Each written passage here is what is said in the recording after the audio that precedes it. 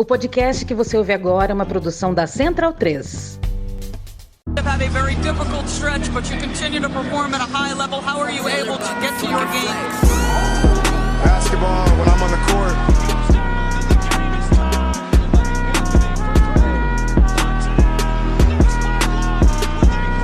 Rebecca, in the future, when you interview me, can you please take off your damn heels? He said, I'll present you, provided you let me wear your heels. We'll save that for later.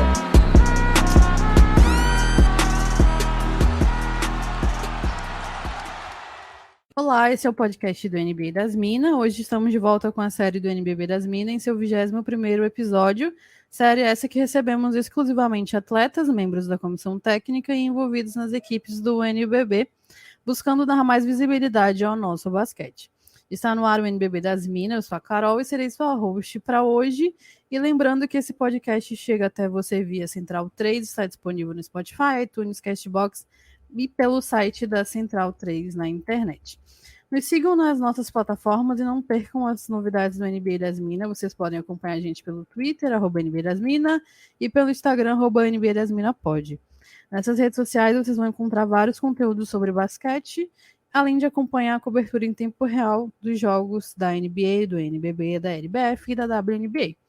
E temos 2 lembretes importantes. A seção do nosso cupom, você tem 5% de desconto para garantir aquela jersey que você namora há muito tempo lá no site da Monza Imports, @ImportsMonza em todas as redes sociais. Além de ter cupom de 10% de desconto na Woodse, é só colocar lá NBA das Minas que você consegue garantir vários produtos dentre caneca, camiseta, moletom ou molecom, como a Paola diz. Tudo maravilhoso. Já vou deixar ela se apresentar com o abecedário da Paola, né, Paola? Boa noite, Carol. Obrigada. Não podia deixar passar essa, né? Mas que bom que a gente tá aqui de novo. A gente já tinha voltado com o LBF das Minas. Agora, depois de uns 2 meses, voltamos com o NBB das Minas e com um convidado muito especial. Então, obrigada aí por apresentar também pro nosso convidado, que eu erro tudo, então fique sabendo, nosso convidado, que se eu errar bastante, faz parte, tá? Então não se assuste. Ô, Paola, não é erro, porque o erro depende do panorama que você está vendo. Você está criando novas formas de se expressar dentro da língua portuguesa, entendeu? É diferente. Meu Deus. Nossa senhora, Carol, muito obrigada pela romantização dos meus erros, viu? Que fofa. É diferente. Não veja como erros. Você está criando palavras únicas suas que as pessoas vão reconhecer sendo só suas, sabe? Você vai ficar famosa por isso. Então, de nada. Bom, apresentando o nosso convidado, seja muito bem-vindo ao NB das Minas, Gustavo Santos Pereira Lima, ou Gustavinho. E para a gente começar com o pé direito, pode começar se apresentando para o pessoal e contando como nasceu o seu amor pela bolinha laranja. Boa noite, Carol. Boa noite, Paola. Obrigado aí pelo convite. O NBA das Minas é maravilhoso, né? Inclusive, já teve uma parceria com o podcast que eu faço parte ali, o De Quinta Podcast, né? O Pequeno Almoço da NBA, né? Então tiveram várias apresentações aí, Carol, Agatha, Drica, e foi super legal, muita coisa boa ali no playoff da NBA. Eu acompanhei também, já ouvi vários episódios de vocês, legal também amplificando a voz das mulheres, também falando da NBA, né? Atirando para tudo quanto é lado, isso que é importante, e com muita sabedoria, né? E gosto disso aí, viu, Paola, desse vocabulário aí, não tem muito certo ou errado, gosto dessas invenções também. Certo e errado é só não tomar vacina, né? Já fica um recado aí pro nosso amigo Kyrie Irving, né? Isso aí é a única coisa que, né, obviamente, ele já passou da hora de tomar, tá prejudicando demais o Brooklyn. Bom, mas vamos lá, eu sou o Gustavinho Lima, né? Gustavo Lima agora não dá mais, porque o Gustavo Lima é o cantor, né?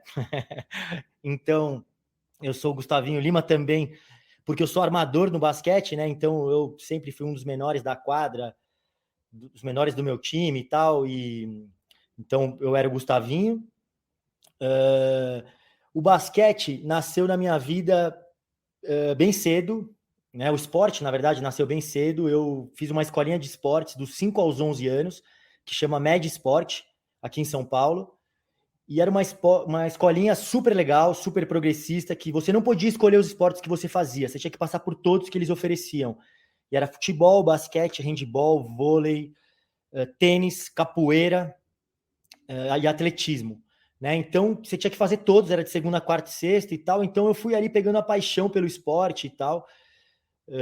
desde cedo. E nessa escolinha tinha um professor que era técnico do Pinheiros da categoria de base, que é o Beco Bogos. Foi treinador do Pinheiros durante 20 anos, foi multicampeão lá, com todas as categorias e tal. E é um cara formador de muitos atletas aí que já passaram pelo NBB. E eu tive essa sorte de cair na mão dele. Então, saindo da MED, a gente se formava, era dos 5 aos 11 anos. Aí, quando acabava a MED aos 11, ele chamava alguns caras que se destacavam no basquete lá para ir para o Pinheiros. E aí foi assim que eu comecei a jogar o federado, né, lá no Esporte Clube Pinheiros. E aí, daí me apaixonei de vez, assim. Já gostava muito, né, assistia muito basquete em casa e comecei a jogar, a treinar muito sério.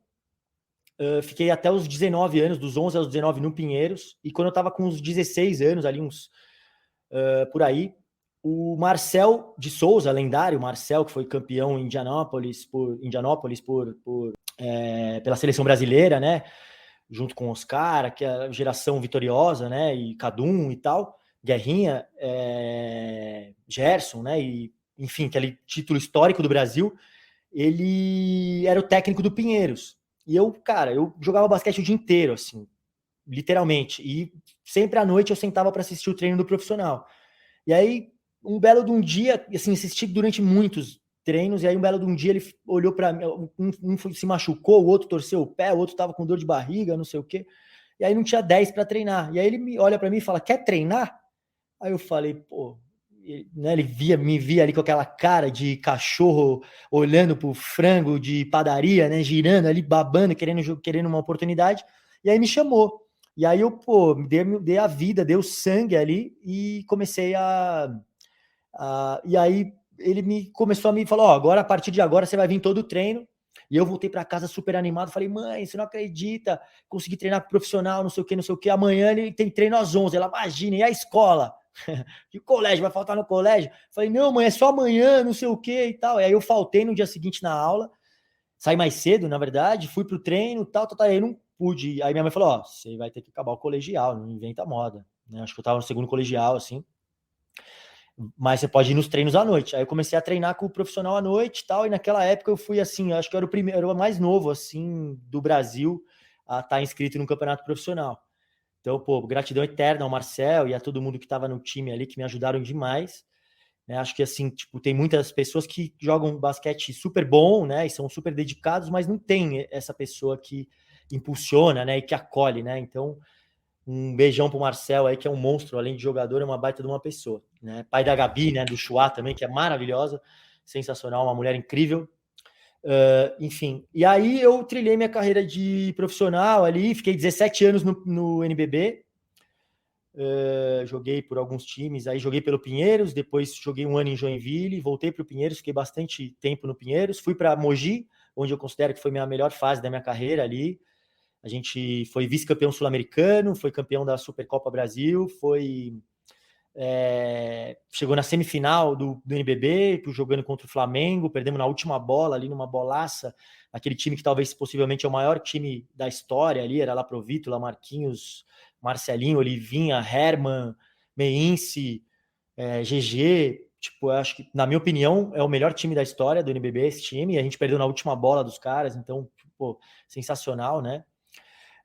E daí depois fui para Caxias do Sul, onde foi maravilhoso também, fui para basquete cearense, uma experiência super interessante da minha vida, e depois terminei minha carreira no Corinthians, onde foi também super interessante pelo fato de eu ser corintiano no futebol, e daí vestir minha camisa do time de coração, assim, foi bem impactante, foi bem legal, né? Foi realmente emocionante ali ter a Fiel gritando meu nome e apoiando o nosso time. A gente foi campeão da Liga Ouro, o Corinthians estava há muitos anos sem ter time, e aí voltou para a elite do basquete ali, né?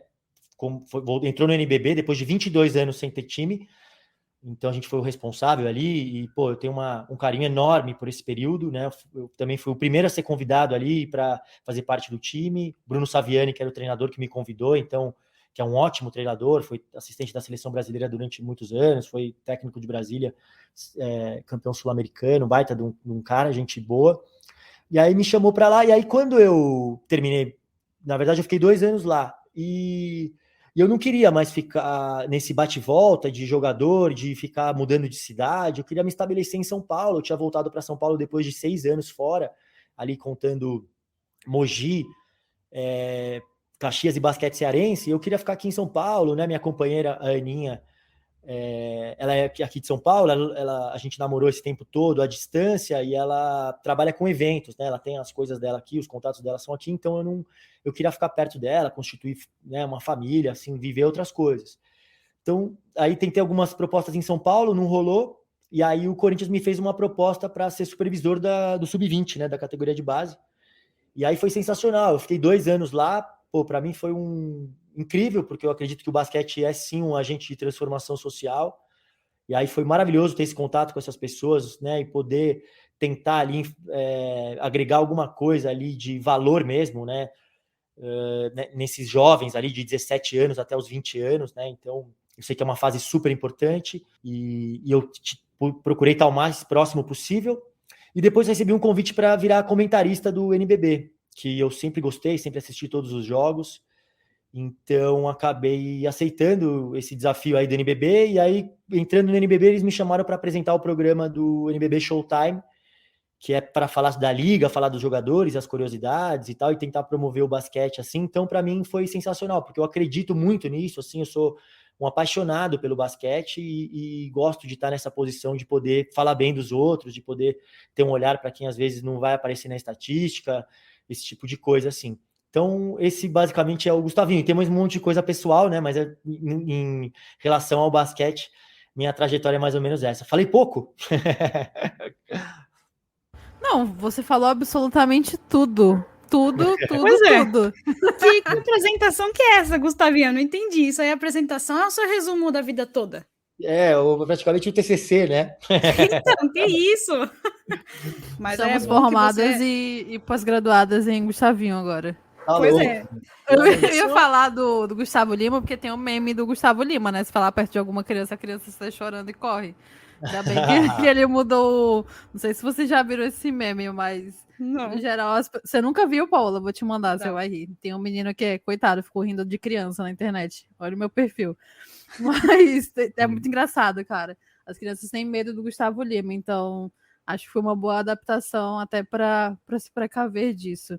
Mas voltando ao assunto que a gente abordou antes, desde cedo você já estava imerso nesse ambiente. E em algum momento você chegou a pensar em optar por alguma outra categoria das que você passou? E qual momento assim que foi mais marcante para você nesse início de carreira, já desde a infância? Na infância eu gostava muito de futebol, eu era aficionado por futebol, jogava bola o dia inteiro, assim, bem novinho, e também jogava tênis lá na Med Sport. E aí quando eu me formei, entre aspas, né, aos 11 anos, eu tive convite aí de 2 times para jogar futebol e para jogar tênis também. E aí eu acabei optando pelo basquete mais pela afinidade com o Beco, né, que é esse treinador que hoje mora em João Pessoa, né, ele foi treinador do Pinheiros durante muitos anos, virou assistente técnico da Unifacisa por algumas temporadas. Agora ele tá lá, abandonou o basquete e tal. Ele até faz participa de umas transmissões como comentarista lá pela Unifacisa na Paraíba. Mas ele é meu paizão no basquete, assim, é uma pessoa que eu admiro demais e foi meu segundo pai, então foi ele que me acolheu realmente ali para virar basqueteiro mesmo, assim. E eu acho que, assim, tiveram muitas passagens que foram super emblemáticas, assim, nesse começo, mas se eu fosse escolher uma, assim... Eu acho que sabe o que é o que me estimulava muito também? Que o meu irmão mais novo, ele trilhou o mesmo caminho que eu. Ele era muito bom nos esportes. E aí ele começou a trabalhar. Ele chama Ricardo Lima. Hoje ele é preparador físico, formado em educação física e tal. E faz a pré-temporada de vários jogadores do NBB aí, inclusive. Rica vida, monstro. E aí ele começou a jogar basquete também. Ele é um ano mais novo que eu e tal. E ele também é baixinho e jogava com uma baita de uma raça. E ele não tem os dedos de uma mão. Ele nasceu sem os dedos de uma mão. E ele jogava basquete até os 19 anos pra caralho. Matava bola muito mais que eu mato até hoje. Ele mata mais bola hoje do que eu matava jogando profissional, assim. Tinha um talento absurdo e Então ele meio que serviu de inspiração para mim, assim, sabe? Falava, caraca, olha esse moleque, o cara não tem uma mão e mata mais bola que todo mundo. E vai corajoso, ia para cima e, sabe? Era muita coragem, assim, acho que também muito incentivado, né? Estimulado pela minha mãe, Dona Glória, maravilhosa, que sempre fez meu irmão encarar isso aí como uma coisa natural, sabe? Nunca fez ele se sentir menor ou diminuído por não ter uma mão e tal, e acho que minha mãe, sim, foi fundamental na nossa formação humana, né? Então, eu acho que esse foi o maior estímulo, assim, meu irmão, eu ver meu irmão jogando, sabe? E aí eu queria ganhar dele, às vezes eu perdia num contra um, e eu ficava louco, eu queria treinar, e aí começava a treinar mais, a gente e ficava jogando até o final, assim, e aí lá no Pinheiros, na categoria de base, a gente ganhava depois do treino ou um misto, ou um cheeseburger e um suco. E às vezes era refri de final de semana, de sexta. E aí acabava e ficava todo mundo apostando os cheeseburger e os mistos num contra um. E tinha dia que eu saía com 5, 6 mistos, tinha dia que eu saía sem nada. E o maior embate era eu e meu irmão, porque ele matava muita bola e tal, então foi um cara que me fez ser melhor, assim, também, sabe? E aí depois que ele não virou profissional, um cara que sempre me ajudou e né, virou preparador físico, cuidava também da minha parte física no na pré-temporada e tudo mais. Gustavinho, uma pergunta. Você é vidente? Por quê? Você tá... Tudo que a gente vai falar logo depois você fala antes, não é possível. Você tá lendo o que a gente tá escrevendo aqui. Só pode ser Tá com ponto, tá com ponto. Tá com ponto, pô. Assim que é bom, né? Sintonia boa. Imagina se a gente estivesse num bar agora, fazendo um brinde, olho no olho, tomando uma gelada aí, só assim pra ficar melhor. Bom, então, agora que a gente sabe que você é um vidente, a segunda pergunta é de tênis. Porque aí você falou tênis, e aí eu preciso falar com você de tênis, porque eu amo tênis. Então, eu gostaria de perguntar pra você. Primeiro, você tem algum tenista que você gosta, assim? Espero que sim, que seja uma resposta legal. Fala que legal aí. que você gosta de tênis, Paola. Eu acho que tipo, a maior de todas é a Serena, né? Pô, que ela joga de tênis e a representatividade dela, né? Em todos os movimentos, né? Nos movimentos sociais, no movimento negro, eu acho que ela é super, super importante. Aliás, o filme King Richard agora, né? Que conta a história dela e da Venus e mais o do pai dela, é maravilhoso. Então, quem não viu já... não para o podcast agora não, mas quando acabar, vai lá e vai ver esse filme, que é parte de um filmaço ali com o Will Smith dando show, e a Venus Williams e a Serena maravilhosas. E eu acho a primeira Serena, assim, tipo, incrível. Na minha infância, eu era André Agassi, né? Eu me inspirava muito no Agassi, assim, eu acho que ele é também um cara super raça, assim, um cara que, né, e também transgressor, assim, sabe? Eu não gosto dessa parte careta do esporte, né? Eu levei muito tempo para convencer os caras que eu podia usar barba e cabelo comprido, sabe? Nos anos 90, isso era tipo, você é hippie, você é roqueiro, você é maconheiro, você, tipo, pô, não, irmão, é o meu estilo. Tipo, você acha que eu deveria usar o cabelo raspado e sabe, e usar a camiseta do Jordan? Tipo, se eu usar um tênis de skate, eu não gosto de basquete, sabe? Então, eu tive que lutar muito com isso, assim, sabe? E o Agassi era um cara que era isso, era um baita dos melhores do mundo, e aí aparecia lá de cabelo comprido, de roupa colorida, tal, né? Aí dos brasileiros eu adorava o Meligeni, né? Que era muita raça, o cara saia pintado de saibro no chão. Hoje para mim, é o melhor comentarista de esporte que existe, é o Meligeni, porque ele não entrou naquela tecnice, assim, sabe? O cara não quer ser técnico, ele é super educado e tal, manja do esporte, estudioso, mas é um cara que põe o coração, assim como ele botava na quadra, nos comentários. Então, para mim, ele é o melhor. E adorava ele ver ele em quadra. O Guga, pô, usei roupa do Guga, tinha aquelas roupas coloridas lá, amarela e azul dele, amava, ia jogar fantasiado de Guga. E agora, mais atualmente, o Nadal, né, O Nadal é Sentiu, hein, Paola? Sentiu, Paola. Doeu um pouco, mas deixa ele acabar que eu completo. Vai, pode falar. Nadal? Sentiu? Você não gosta do Nadal? Não, vou explicar. Pode continuar a sua fala sobre o Nadal. Vai lá, que ele é foda. Assim, eu acho o Nadal incrível pela raça, pela disposição também, pela entrega, assim, pelo super atleta que ele é, né, completo e competitivo, né? Essa competitividade me atrai, assim, sabe, no esporte. Me lembra um pouco Manu Ginóbili, assim, sabe, Kobe Bryant. Eu vejo esses caras, assim, quando eu assisto o Nadal jogar. E o Federer, né, um gentleman, sou fã dele, e Tá. não, Amém. gentleman, pô, talvez, tá aí, os dois maiores. E o Djokovic, ele é monstro, ele é craque, mas não dá para falar do negacionista, né? O negacionista não merece holofote. Aí você acabou com chave de ouro, porque eu ia falar assim, se você falasse do Djokovic, eu ia ficar em desespero, né? Porque ele é craque, mas não dá pra falar, né? Tipo o Kyrie, um craque em quadra, mas, né, acaba sendo, como fala, deixado de lado pelo que ele faz fora. Mas não, eu amo o Nadal também, aprendi muito a admirar ele, então gostei de todas as suas respostas. Você vem muito preparado, né? É porque você é podcasteiro também, é por isso, Carol. Ele é podcaster. Podcasteiro, eu amei. Podcasteiro Podcasteiro é melhor do que podcasters, eu acho. Mais brasileiro, né? Então, é igual o pessoal falando burnout, né? Publicitário. É piripaquinho. Tem um piripaque e tal. O português é muito melhor, cara. Eu acho também. Porque podcasteiro parece que é podcaster com festeiro, uma coisa mais bonita, alegre. Então, mais brasileiro, né, Paola? Exato, adoro. Então, ótimas respostas. Inclusive, o seu piripaque aí, enquanto ele falava do Nadal e não chegava nunca o Federer. Eu senti que você tava, assim, nervosa já por dentro. Tava. Toda hora ele falava, ih, acabou, não vai falar mais. É porque assim, Gustavinho, eu vou te falar. Os meus dois maiores ídolos são o LeBron James e o Federer. Eu tirei uma foto com o Federer quando ele veio em São Paulo, quase desmaiei. E assim, amo demais os dois homens. Então, se falar deles ou falar mal, aí é complicado. Então, quando a Carol fala do LeBron, por exemplo, eu quero cancelar ela, entende? Eu concordo com você. Eu acho que não dá para falar mal desses dois caras, sabe? Eu acho que assim, as comparações, eu acho que elas podem existir, devem e tal. É maravilhoso sentar numa mesa de bar e trocar ideia sobre quem é melhor, Jordan ou LeBron, Nadal ou Federer, mas não precisa descredenciar o outro, né? Tipo, os dois são gênios. Então, tipo, vai no gosto pessoal, assim, qual que você prefere e tal, né? Exatamente. Eu falo essas coisas que eu sei que a Paola fica mordida, sabe? Aí ela pega a corda. Aí é bom. Ela pega a corda, ela não sabe levar. Eu falo, o seu Lé calvo aí tá velho, minha querida. Entendeu? Ela vai começar a dar tilt já em quadra e não vai jogar mais. Maravilhoso. Velho. Vai, dá uma olhadinha nos highlights do jogo aí. Dá uma olhadinha nos highlights do jogo de hoje. Paola, eu vou te dizer mais uma. Nem Jordan, nem LeBron. DeMar DeRozan, tá? Apenas. Tudo bem. Segura.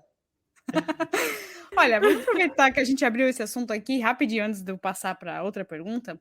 Gustavinho, uma pergunta sincera, honesta para você.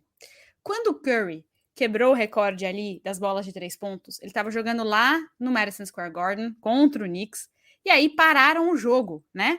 O Steve Kerr pediu tempo, pararam o jogo, fizeram maior festa, não só lá no jogo, mas no Twitter e tudo. Semana passada, o senhor LeBron James quebrou o recorde do Kareem Abdul-Jabbar. E antes dele falar, eu vou falar, tá? Porque isso é uma palhaçada, tá, senhora? Deixa de ser palhaça. Isso aqui não existe. Isso aqui é Woman's Interrupting, Carol. Sai pra lá, deixa eu acabar minha fala aqui. Eu até me perdi. Não aconteceu nada, Gustavinho. Foi como se não tivesse acontecido nada. Eu fiquei muito chateada. Olha o recorde que ele quebrou. Pode também falar, acho. Carol. Não é? Ela quer falar, Carol, deixa a Carol falar primeiro que ela pediu. Vai. Paola, isso foi um amontoado para juntarem playoff irregular para chamar a atenção para esse rapaz. Porque a equipe dele está um lixo, Paola. No dia que ele bater isso oficialmente, Paola, sem essa palhaçada de juntar playoff e temporada regular, como fizeram com o Curry antes também, aí tudo bem, Paola. Agora isso aí foi um amontoadinho, Paola, para ele ir para os holofotes, que tá difícil a situação do Lakewood. Tá vendo, Gustavinho? Tá difícil lidar com a Carol. Fala aí, Gustavinho. Pode responder, por favor. Demais. Eu sou totalmente a favor disso. Eu acho que tem que reverenciar todo mundo, sabe? Quem tá fazendo marcas históricas e tal, sabe? A gente tem que lembrar dos caras que trilharam o caminho, né, no esporte, assim, sabe? Eu adoro esse tipo de homenagem e concordo com você. Foi lindo no Madison. Tipo, aquela foto do Curry metendo bola de 3 e aí atrás tá o Ray Allen e o Reggie Miller no mesmo clique ali, tipo, o primeiro e o segundo, né, sendo ultrapassados ali, sabe, e comemorando a bola do Curry, né, então passando o bastão aí para a nova geração, foi incrível, tipo, mais emblemático impossível ser no Madison Square Garden ali com o Spike Lee ali na beira da quadra, e aí teve um lance, né, o Draymond Green que pede o tempo, né, que meio que obriga os caras a parar o jogo. Sim. E tal, e aí entra essa comemoração e eu acho maravilhoso.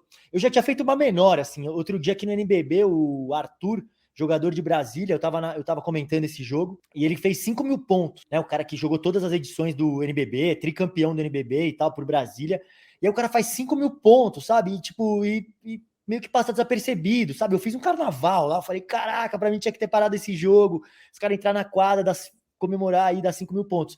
Imagina o LeBron, pô, o cara quebrou o recorde do Karim, meu, sabe? Para o jogo, desce a camiseta do teto, né, e tal, e fala, tipo, eu acho que tinha que fazer tudo. Pega o cara no colo, dá a volta olímpica, eu acho que ele merece tudo e muito mais, meu. Desculpa, Muito Carol. obrigada. Desculpa. Não, vou trazer mais um dado. Você viu que depois que o Curry fez isso, ele nunca mais fez nada na liga, né? Você quer que isso aconteça com o LeBron? Ele bateu a marca e o rapaz tá esquecido aí, Paola. Tá difícil a situação dele. Você quer que aconteça isso com o LeBron? Não, aí você trouxe um ponto. Inclusive, Gustavinho, a Carol, ela trouxe uma tese que, na verdade, se tornou um fato comprovado, que o melhor Curry não é o Stephen, é o Seth. Então, a Carol acertou nessa, não é Carol. O Setinho a Paola é poliglota, ela tem um sotaque bem melhor do que eu, mas eu chamo ele de Setinho, de Sete mesmo. O Setinho é o melhor Curry. Inclusive, foi só ele chegar no Nets. O que aconteceu com o Nets, Paola? Venceu. O Nets despontou, surgiu campeão do leste. Desculpa, Carol, brincadeira. Não, calma, menos. Mas foi só ele chegar lá no Brooklyn Nets e começou a vencer. Tava 12 jogos com derrota seguida. Chegou o maior Curry, venceu, entendeu? É um fato. Contra fatos não há argumentos. Isso é verdade. Só não podemos esquecer que foi ontem contra o Knicks, né? Aí já é uma outra história. Né? Não, mas aí... esse jogo contra o Nets, eu não lembro com quem foi. Foi contra o Kings, se eu não me engano. Foi o primeiro jogo dele. Foi contra o Sacramento Kings. Que eles venceram. Acho que foi. É verdade. Aí teve ontem contra o Knicks. Bom, agora que a gente fechou essa parêntese toda, e muito obrigada, Gustavinho, por apoiar, porque eu fiquei indignada no sábado passado. Inclusive, eu machuquei meu pé. Eu machuquei meu pé torcendo, porque eu bati ali no sofá, né? Só pra contar. Mas você tava falando do seu irmão. E é muito especial, porque todo mundo precisa de um referencial, de um modelo na vida, né? Para guiar não só assim enquanto trajetória de atleta, mas enquanto pessoa mesmo. E aí você estava falando que seu irmão também jogou basquete, entrou no Pinheiro, que ele até remessa melhor do que você. E aí, como você disse, ele não tem os dedos da mão.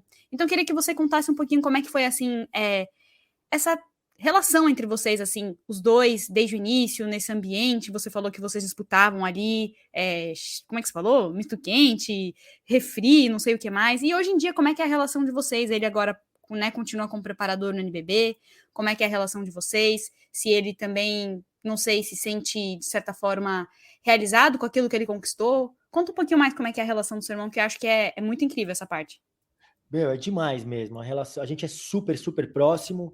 E assim, meus pais se separaram muito cedo. Eu tinha 5 para 6 anos, por aí. Meu irmão tinha, então, por aí 4 para 5. É 1 ano e meio mais novo, ele é. E aí, meu pai, gente boa demais e tal.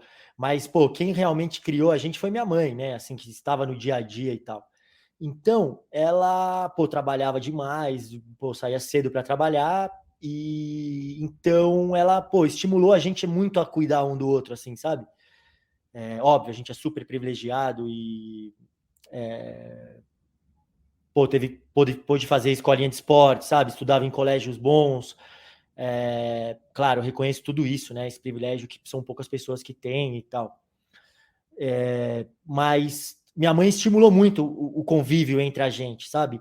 E reconhecer as boas coisas que um fazia e que o outro fazia, sabe? Então isso gerou muita empatia na gente, entre nós e em relação aos outros, assim. Eu acho que eu consegui ser capitão de vários times que eu passei por causa disso, assim, por esse estímulo da minha mãe, por olhar as boas características dos outros, sabe? Por saber reconhecer o papel de cada um dentro do sistema, sabe? Dentro das organizações, dentro dos lugares. E com o meu irmão, a gente sempre se ajudou muito, assim. Óbvio que quando a gente cresceu junto, a gente tretava pra caralho, brigava toda hora, mas depois dava 5 minutos a gente tava junto, né? E agora, mais recentemente, na pandemia, foi ainda melhor porque a gente ficou super recluso, né? Respeitando aí os direcionamentos da Organização Mundial da Saúde, ficando em casa, né, e tal, limitando os contatos, né, durante muito tempo, evitando sair de casa. E meu irmão mora no mesmo prédio que eu. Então, pô, ele estava no meu núcleo de convívio, então a gente se via toda hora e tal, e tal, e tal. E tem uma tabelinha de basquete aqui no meu prédio, embaixo. Então a gente, pô, descia todo dia para jogar basquete e fazer exercício e conversar. E à noite se reunia para trocar uma ideia, tomar um vinho e assistir um filme. Né? Então, pô, foi muito, muito legal, foi muito importante e acho que é um porto seguro, assim, né? Você ter uma pessoa em que você confia e em que pode se abrir, em que pode trocar as coisas, eu acho que faz toda a diferença, assim, e para mim é muito significativo. Ricão, né? Eu chamo ele de Ricão, é o Rica Vida, é a marca dele aí do. Ele é personal trainer, né? E professor de educação física e tal.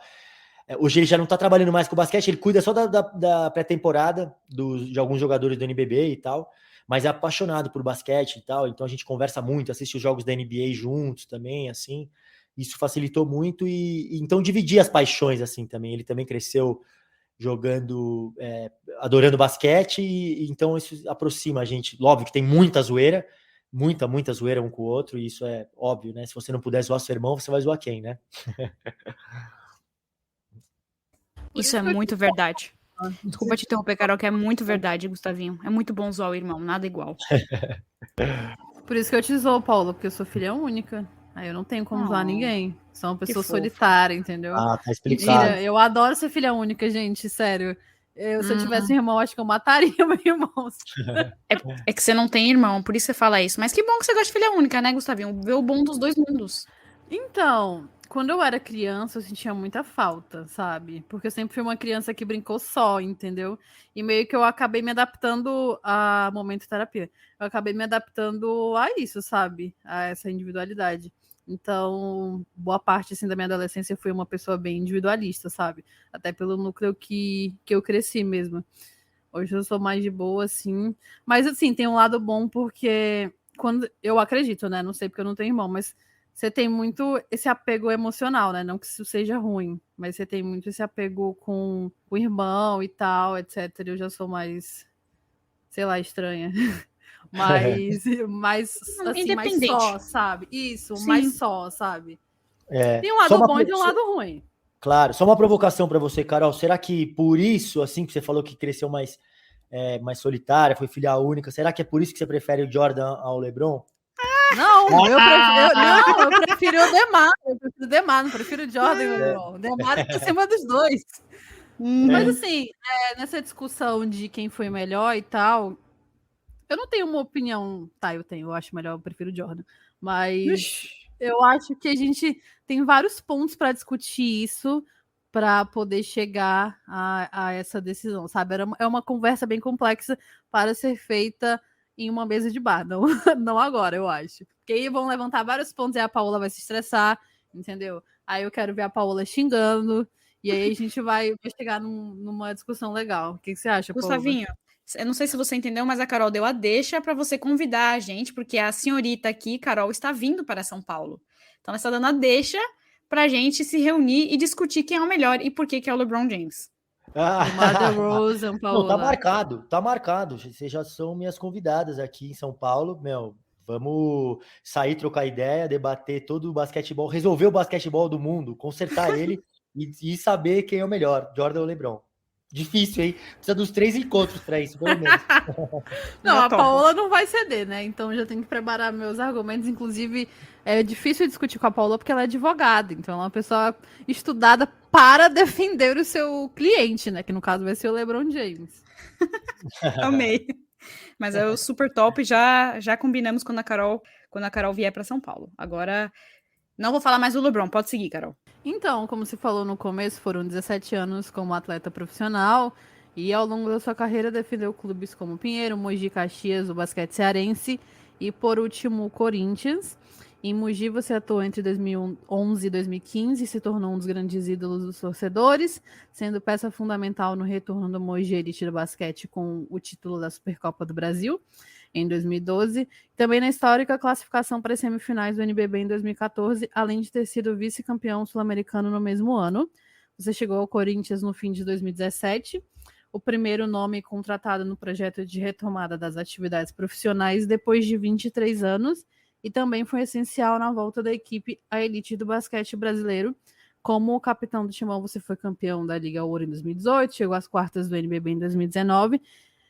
A pergunta é, quando você repensa nesses 17 anos, qual é o primeiro sentimento que te vem à cabeça, se tem algum arrependimento? Vou deixar você responder essa, que depois a gente tem uma um pouco mais profunda, assim, para a gente discutir um pouco sobre o basquete brasileiro. Boa. Puta, é maravilhoso lembrar tudo isso, assim. Quando me vem na cabeça, me vem, muita alegria. Eu fiz muitos amigos, assim. Eu acho que o esporte, ele abre muitas portas, sabe? É isso, eu morei em várias cidades, eu conheci a cultura de lugares totalmente diferentes. Eu pude competir fazendo o que eu gosto, né? Fazendo o que eu amo. Eu digo que não tem como não ser feliz sendo jogador de basquete, né? O nosso uniforme de trabalho é uma regata e uma bermuda e um tênis, fazendo esporte, competindo e jogando coletivo, fazendo parte de um time, né? Então isso é o que mais sempre me atraiu, assim, dentro do esporte, assim, sabe? É o meu principal sentimento, assim, alegria, assim, sabe? Gratidão. Se eu tivesse algum arrependimento, se eu tenho algum arrependimento, eu acho que não ter me cuidado tanto quando eu era muito novo, sabe? Óbvio que eu acho que minha vida extra-quadra me abriu a cabeça também, sabe? Eu frequentei muitos bares, muitos festivais de cinema, muitas baladas e tal, e eu acho que isso, o meu convívio, assim, na rua, né, no basquete de rua também, assim, loucura, eu jogando profissional e jogando no basquete de rua de final de semana, eu acho que isso me fez um cara mais amplo, assim, sabe? Me fez ter mais empatia pelas pessoas, me fez, sabe? Me deu mais casca, assim, mas ao mesmo tempo eu me destruí, né, no corpo, assim, né? Eu dormia muito pouco, eu tomava muita cerveja, eu adorava a boemia, assim, sabe? Eu curtia sentar numa mesa de bar e trocar ideia até tarde e tal. Nunca fui de tomar vodka, essas paradas, assim, nem era muito de balada, eu era mais de festa, assim, né, de, tipo, ir na casa de amigo, ir em bar em São Paulo e tal, mas tomava muita cerveja, assim, até muito tarde, sabe? Então descansava pouco, alongava pouco, fazia pouco trabalho de prevenção e tal. Então chegou numa certa idade ali que eu tive 2 cirurgias de joelho, e eu acho que com certeza é bom, né? Muito provavelmente foi por causa disso, né? Por eu ter me cuidado muito pouco ali, sabe? Não ter tido tanta consciência de me alertar a preservar meu corpo, sabe? A ter uma postura um pouquinho mais de atleta. Eu poderia ter feito metade do que eu fiz, que ia me dar essa bagagem cultural, né? Mas não precisava ter feito tanta presepada assim quanto na molecagem, assim, sabe? Enquanto jovem, sabe? Agora, assim, eu queria que uma visão sua mesmo sobre essa disparidade. Eu acho que a Paola vai até concordar comigo, você jogou no basquete cearense e tal. E hoje a gente tem uma concentração muito grande ainda do basquete na região sudeste e sul, né? Como você vê essa disparidade competitiva entre regiões, passando principalmente por Nordeste e Norte? A gente vê na LBF, tem algumas equipes, né? Tem o Sampaio, no Maranhão. E queria saber como você enxerga isso. Tem o esporte agora, né, que vai disputar a LBF também. Como você enxerga essa diferença mesmo, assim, sabe? Eu acho que já passou da hora, né, de ter uma igualdade de oportunidades. Eu acredito que o esporte é, sim, um agente de transformação social. E aí, para se transformar mesmo, para você conseguir se mudar através do esporte, a gente precisa de política de incentivo públicas, sabe? Então, os times que montam, normalmente, são instituições privadas, nada por uma coisa, ou às vezes é o time da própria prefeitura, mas é um só, e aí começa a garimpar jogadores de fora do estado e tal. Eu acredito que teria que ter um fomento governamental, né, para criação, para o fomento do esporte desde pequeno, sabe? O Brasil tem um material humano maravilhoso, só que o governo não trata o esporte como prioridade, né? Agora tirou o Ministério do Esporte, colocou em outra pasta, né? Agrupou, né? Então eu eu fico frustrado com isso, porque eu gostaria que o esporte fosse visto... Encontrei isso na internet sobre aí, privadas patrocinado por uma Eita. coisa horrível, time da própria prefeitura. Entrou a Siri aqui, louca. Isso foi muito engraçado. Nossa. sério. Só comigo, né? Só comigo aqui no... Pô, só faltou falar, né? O fora Bolsonaro. Se ela falasse o fora Bolsonaro, ficaria melhor. Mas... Isso foi incrível. Não dá nem vontade de editar, hein? Deixa assim. Então, bora. Mas então, eu acho que é isso, entendeu? Eu acho que então é nesse aspecto que a gente tem que melhorar, né? O fomento do esporte nas escolas, né? O fomento do esporte nas prefeituras, né? A gente tem iniciativas maravilhosas. Aqui a gente tem o Instituto Janete, a gente tem o Instituto da Ellen Luz, né? A gente tem o Instituto do Anderson Varejão, mas são todas iniciativas privadas. São poucas as iniciativas públicas que tomam conta mesmo, que promovem o esporte, sabe? Que encorajam as crianças desde pequenininhas para que chegar lá com possibilidade de virar profissional, sabe? Então, por isso também os poucos times. Aqui mesmo no Sudeste, o que acontece é que tem muitas instituições e clubes privados, que daí sim fomentam o esporte e tal. Mas mesmo assim tem poucas iniciativas públicas, sabe? Então eu acho que tinha que ter uma revolução mesmo, né? Educacional, assim, nesse sentido, sabe? A Karen, Paola, falou inclusive com a gente, né? Sei que você vai abordar isso agora, então não vou entrar muito no assunto. Mas ela falou, né, que tem muitos jovens atletas que, inclusive, estavam treinando para disputar o Brasileirão Feminino Sub-23 que a gente transmitiu. E são meninas que não aparecem na elite, né? Da LBF, principalmente. Não sei se o Gustavinho quer comentar sobre isso, se ele quer que eu siga também. Eu adoro a Karen, hein, meu? A Karen é demais e acho isso. O feminino também passa ainda mais, né, por essa situação. Porque sim, a falta de incentivo, né, que é também por isso, né, por falta de incentivo público, mas aí também é falta de incentivo privado, e aí é o machismo estrutural do Brasil, né, que daí não promove, não tem equiparação salarial, tipo, já passou da hora, né, de as mulheres ganharem igual os homens, ou, né, de ter igualdade de oportunidade, né, então, tipo, eu acho que ainda é muito mais profundo, né, essa disparidade, né, entre o basquete feminino e o masculino. Concordo. Apesar de ter alguns leves avanços, é uma disparidade absurda. Então, realmente, só como a gente sempre fala, né, nos episódios com a Carol, só demonstra o machismo estrutural, como você falou, que é tão forte na sociedade. Mas, né, como a gente estava falando agora um pouco de jovens e de base também, depois que você anunciou a aposentadoria como jogador profissional, você não deixou o basquete por completo, até hoje, aliás, né? E você também não deixou o Timão, que é o seu time do coração. Você foi supervisor da categoria sub-19 e depois da categoria sub-20. Você chegou a dizer que jogar foi mais fácil, inclusive. Não sei se é verdade ou se foi só, tipo, pra, né, encher um pouco tua bola enquanto supervisor. Vamos ver o que você vai falar. Então, a gente quer saber como é que foi essa experiência, que acabou durando 2 anos, e como é que você vê o trabalho de desenvolvimento da base nas equipes brasileiras hoje. Olha, de verdade, é muito mais fácil jogar, né? É isso que eu tava falando, ele é muito mais tranquilo. Você vai treinar 2h30 de manhã, 3h à tarde e tal, e bola, vai embora, sabe? Vai para casa descansar, se alimentar e tal. Você participar da parte estrutural de uma equipe é muito mais complexo, né?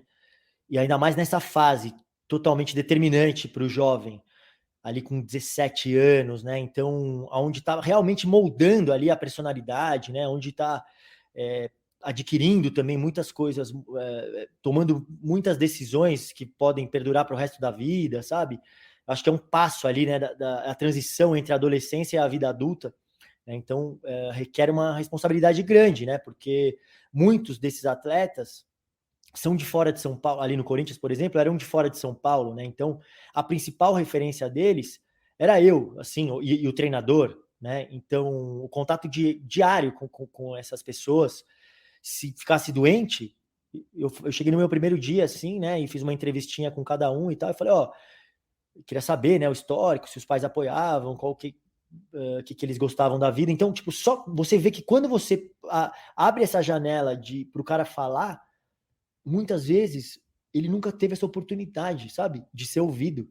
É sempre o esporte é muito autoritário também, sabe? É o técnico manda, o supervisor manda, o diretor xinga, reclama, sabe? E o cara pouco acolhe, pouco quer saber qual que é a trajetória dele, qual que é o histórico de vida, qual que é a escolaridade, qual que são os interesses dele, que tipo, qual é o filme predileto da vida dele, qual que é o prato que ele mais gosta de comer. Tipo, essa coisa pro cara se sentir acolhido, para você tentar entender se ele tá bem no namoro, se ele não tá, né, e tal. Tipo, então eu acho que era mais nesse sentido que eu queria, sabe, tentar passar. Eu falei assim pros caras, se vocês precisarem de alguma coisa, vocês podem me ligar a qualquer hora. Meu, o que choveu de ligação, 1h da manhã, tô com dor de barriga. Eu falava, pô, irmão, não é possível, velho, que você tá com dor de barriga, toma bastante água aí e tal.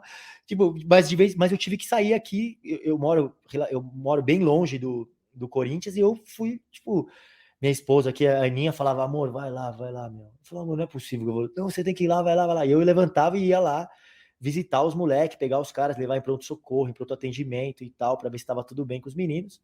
Mas para mim era maravilhoso, sabe? Porque era isso, eu queria eu queria estar do lado dos caras, eu queria dar para eles o que eu não tive, assim, como estrutura de clube. Eu tive com a minha mãe, que foi a maior incentivadora da minha carreira e teve do meu lado o tempo inteiro, dia após dia.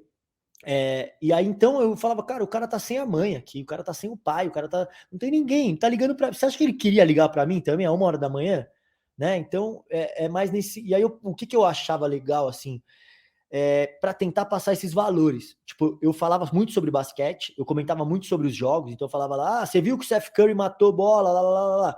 Você viu que o James Harden... Assim, conversava sobre as situações de jogo com eles. Pra quê? Também para estimular a gostar de basquete. Porque, por incrível que pareça, a grande maioria, e não sei se vocês vão ficar chocadas com isso, mas a grande maioria dos jogadores não assiste basquete. Os caras só jogam, o cara não assiste.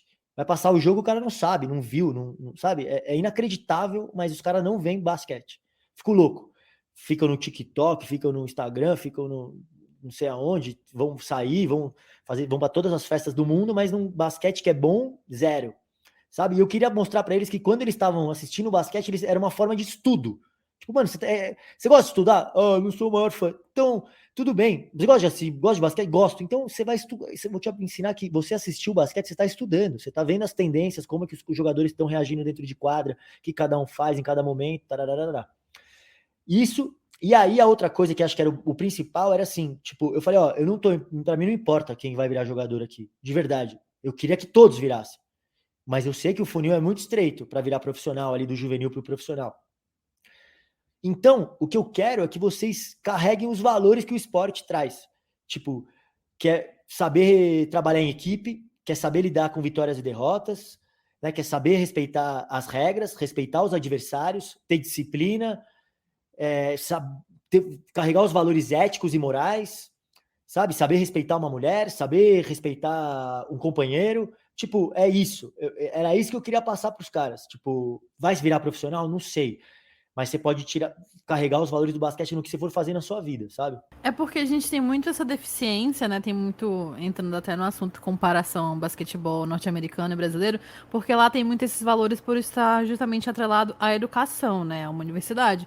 Os caras entram na universidade, ele pode não sair um cara que vai pra NBA ou vai jogar numa Europa, etc., mas ele saiu uma pessoa com uma formação, né? E querendo ou não, isso é alguma coisa no mundo de hoje. E aqui o esporte, ele é como uma ferramenta de salvar mesmo a pessoa, o atleta, uma família, mas ele não dá essa estrutura, né? Exatamente. Eu acho que você está completamente certa. Essa parte de estar atrelado à universidade, né, e às escolas, faz toda a diferença, né? Porque você tem que, ao mesmo tempo, é isso, tá inserido na grade curricular. Então faz parte, o esporte é uma matéria, né? Então carrega junto ali também e acaba estimulando os dois, né? Porque você tem que ser um bom aluno para poder treinar e tal. Então eu acho que é um casamento perfeito, assim. Acho que é o sistema ideal, assim, né? Esse universitário americano, assim. Coach Carter que o diga, né? Maravilhoso. Bom, você ficou marcado como um jogador que se entregava bastante dentro de quadra e fora dela se destacava pela autenticidade e caráter. Você sempre afirmou que queria ser lembrado por muito mais do que apenas carreira de atleta. A gente sabe que hoje os atletas têm um papel essencial enquanto porta-vozes de causas extremamente importantes para a sociedade. Falamos até do Kyrie Irving, né? O nome dele tá quase igual ao do Voldemort, é um cara que não deve ser nomeado.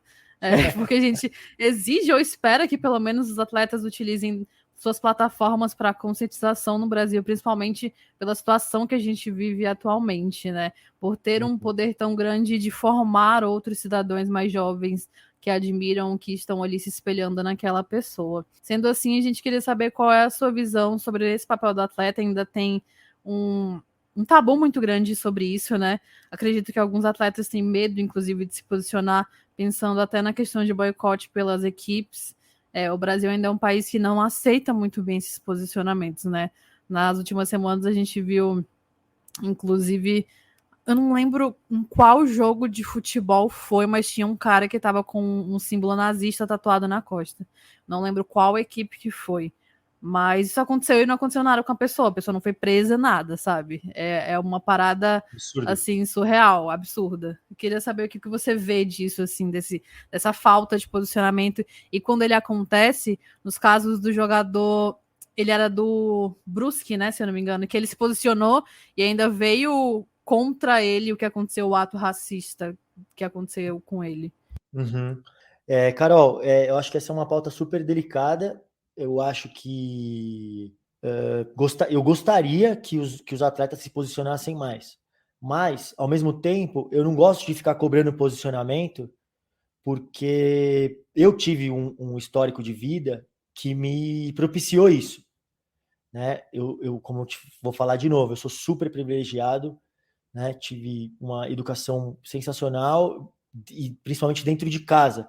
Minha mãe estimulava a conversação, né? Estimulava a troca de ideias.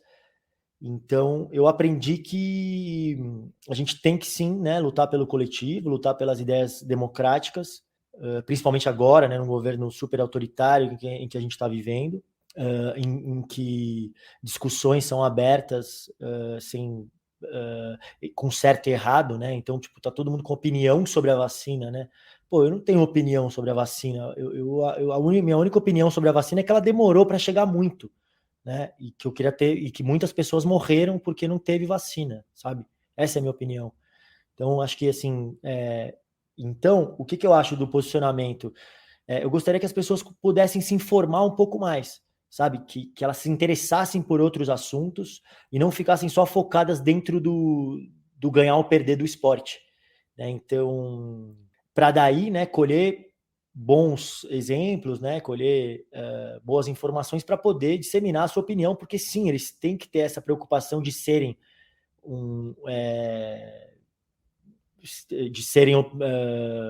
referência, né, para muitas pessoas. Então, eu acho que é isso. O que me assusta um pouco é quando a pessoa tem, quando ela transita entre várias esferas e mesmo assim ela não consegue criar discernimento para moldar sua própria opinião, ou continua cometendo atrocidades, assim, né? Como foi esse caso do Brusque, que você falou, né? Ou agora esse cara que não é do esporte, mas o Monark lá do podcast, como é que chama lá o podcast mesmo? Acho que é Flow. Flow. Tipo, por exemplo, esse cara, ele teve 571 entrevistas que saíram do ar depois que ele falou aquela atrocidade. Tipo, mano, você tá mexendo num buraco muito pesado, sabe? Você tá mexendo uma das maiores atrocidades da humanidade, né? Que é o nazismo, né? E assim, você teve acesso à informação, você entrevistou muitas pessoas legais, você teve que estudar para fazer essa... Quer dizer, eu espero que você tenha estudado para fazer a pauta com essas pessoas, e mesmo assim você continua achando que, pô, o cara pra mim tudo bem o cara não gostar de judeu. Que isso, irmão? Você tá louco? Sério? Jura mesmo, velho? Que você acha que essa é a sua opinião? Sabe? Então, assim, colocar na liberdade de expressão isso, sabe? É de uma ignorância, e é de uma crueldade, sabe? Que é sem pé nem cabeça. Então, Por isso que, assim, eu não gosto de apontar para aquele, esse cara deveria falar mais, ele deveria fazer isso ou aquilo. Mas eu gostaria, sabe, que eles tivessem mais interesse, né, e mais empatia, né, pelas causas sociais, sabe? Esse ponto do Monark, inclusive, eu entendo super e concordo com o que você fala. Antes de eu falar do Monark, porque assim, principalmente quando a gente fala sobre raça, né? Nem todo mundo no Brasil se entende como uma pessoa negra desde cedo, embora passe por situações de racismo. Porque a gente cresce numa sociedade, isso aconteceu comigo, inclusive, a gente cresce numa sociedade extremamente racista e acha que aquilo é normal e que faz parte da nossa rotina, que é algo normal. Não que não faça parte da nossa rotina, mas não é algo normal. Então, acaba que para você ter esse reconhecimento e essa noção, né, e chegar até esse momento de posicionamento e tal, de realmente brigar e bater de frente com isso, demora, porque nem todo mundo tem esse acesso à informação. Então, eu concordo super, e principalmente do que você falou. O problema é quando a pessoa tem um acesso e ela persiste nisso, né? Quer continuar cometendo os mesmos erros e não evolui, que eu acho que é o caso do Monark. Só que o que me choca mais do que aconteceu com ele é que ele precisou ofender judeus. Enquanto ele estava ofendendo pessoas negras e LGBTQIA+, ninguém se doeu com isso, sabe? Ele precisou tocar na ferida dos judeus para que caísse, para que ele caísse do podcast e tal. O quanto isso representa o quanto o nosso país ainda é um país extremamente racista e talvez o mais racista, sabe? A gente não tem essa compaixão, essa empatia em cima dessas pautas raciais mesmo. Uhum. Sem dúvida. É muito triste, né? Isso, a gente vê, né, o que aconteceu ali no Big Brother também, né, com a Natália. Eu acho que, óbvio, não tem um lugar de fala para concluir isso, mas o racismo é estrutural, né? E ele acontece em todos os momentos, e o que a gente tem que fazer é combatê-lo, né? Como branco, eu acho que a única coisa, acho que a primeira coisa é você ouvir, né? Você prestar atenção, né? Você falou agora, eu tenho que prestar atenção, tentar aprender com isso, reconhecer, sabe? Me colocar, né, como coadjuvante, eu tenho que saber ouvir, né? E também, quando se presenciar alguma situação racista, combater essa situação, né? Não tem certo ou errado. Racismo é crime, né? Não é a sua opinião. Mas você não acha nada. Se você acha, você tá errado mesmo, né? O BBB tá pegando em muitas feridas, né? Uma pauta atual e quente, isso que você falou da Natália. Putz, me fere muito ver as coisas que acontecem com ela. Principalmente pelo fato como ela é pintada, sabe? Ela é uma mulher agressiva, difícil de lidar, complexa, mal educada e tal. E, putz, mano, eu passei a vida toda por isso. Parece, assim, quando é o que o Douglas falou lá, né? Quando é uma mulher branca que faz alguma coisa, ela é autêntica, ela é diferente e tal, não sei o quê. Quando é uma mulher negra, é um capeta, sabe? Eu não posso falar mais alto, eu sempre tenho que controlar a minha voz, eu tenho medo de falar alguma coisa pra pessoa, e eu falar e a pessoa achar que eu estou sendo grosseira, eu tô querendo agredir a pessoa, sabe? Eu ainda faço isso, eu sei que não é correto, mas é muito fruto da estrutura da forma que eu cresci, sabe? De ter que estar me podando pra entrar em espaços, porque se eu agir da forma que eu sou, normal, em muitos espaços você lida como uma pessoa grosseira e agressiva. E, na real, não é isso, sabe? Esse tá sendo uma experiência, assim, bem, no meu caso, assim, dolorosa, ver o que fazem com ela, mas eu espero que as pessoas estejam enxergando as diferenças, sabe? Como isso é pontuado. Uhum. Agora ficou aquele silêncio que eu não sabia se alguém ia comentar alguma coisa ou se eu já seguia. Acho que a Carol, na verdade, falou tudo que tem que falar e... esse podcast tá tendo de absolutamente tudo, até de BBB a gente acabou comentando, então realmente... Aliás, Gustavinho, você assiste BBB? Olha, eu assisto médio, minha Aninha aqui em casa, ela assiste, o meu irmão e o namorado e o parceiro dele, o Caio, eles assistem, eles moram no mesmo prédio aqui que eu, então de vez em quando eu subo lá e a gente assiste junto, então, tipo, eu tô inteirado, sabe, pelo que tá acontecendo, mas não sou desses que fica acompanhando no Twitter, esse tipo de coisa, assim, não é meu programa predileto, assim, sabe? Eu acho que traz questionamentos importantes, sabe? Para as pessoas começarem a parar para prestar atenção, sabe? Por exemplo, a Linda Quebrada tá lá, para mim é sensacional, sabe? Tipo, uma travesti, uma transexual tá ali. Para muitos vai ser a primeira vez que vai conviver, né, com uma pessoa ali, vai ver as opiniões dela, né? Então, eu acho que nesse aspecto é super, super importante o Big Brother, sabe? Para botar em contato com pessoas que vivem num mundo super fechado, né? E que não têm acesso, né? Então, eu acho que tem pautas importantes, sim, sabe? Mas às vezes tem essas crueldades que acontecem, né? A gente Sim. vê casos de racismo, vê casos de homofobia, vê casos de machismo e tal, que é um reflexo da sociedade também, né? Exatamente. Era isso que eu ia falar. Tá vendo como você é evidente? Você pega tudo que já falar, não dá. Ó, vamos testar isso depois. Bom, agora a gente precisa também falar um pouquinho de seleção. Desde o fim do pré-olímpico desse ano, na verdade do ano passado, a seleção tem passado por uma renovação intensa que se estendeu até a comissão técnica com a chegada do técnico Gustavinho de Conte, e o Brasil fez boas partidas até aqui, pelas eliminatórias da Copa do Mundo de 2023. Então a gente queria entender qual é a sua opinião sobre o potencial da seleção, o que você acha que a seleção tem que fazer para continuar aí trilhando um bom caminho, até onde pode chegar a seleção. Olha, eu sou fã do Gustavinho de Conte, eu acho ele o melhor treinador do Brasil disparado, assim. Acho que ele tá merecendo essa vaga faz tempo e ele foi eleito, né? Foi escalado praticamente por aclamação, né? Foi uma ótima escolha da CBB, mas o Brasil estava pedindo por ele, né? Ele tem uma trajetória bonita no basquete e aí foi campeão pelo Paulistano. E quando ele era treinador do Paulistano, muita gente falava assim: ele só sabe trabalhar com moleque. Não sei o que. Daí ele vai para o Flamengo no outro ano e é campeão de novo, back to back.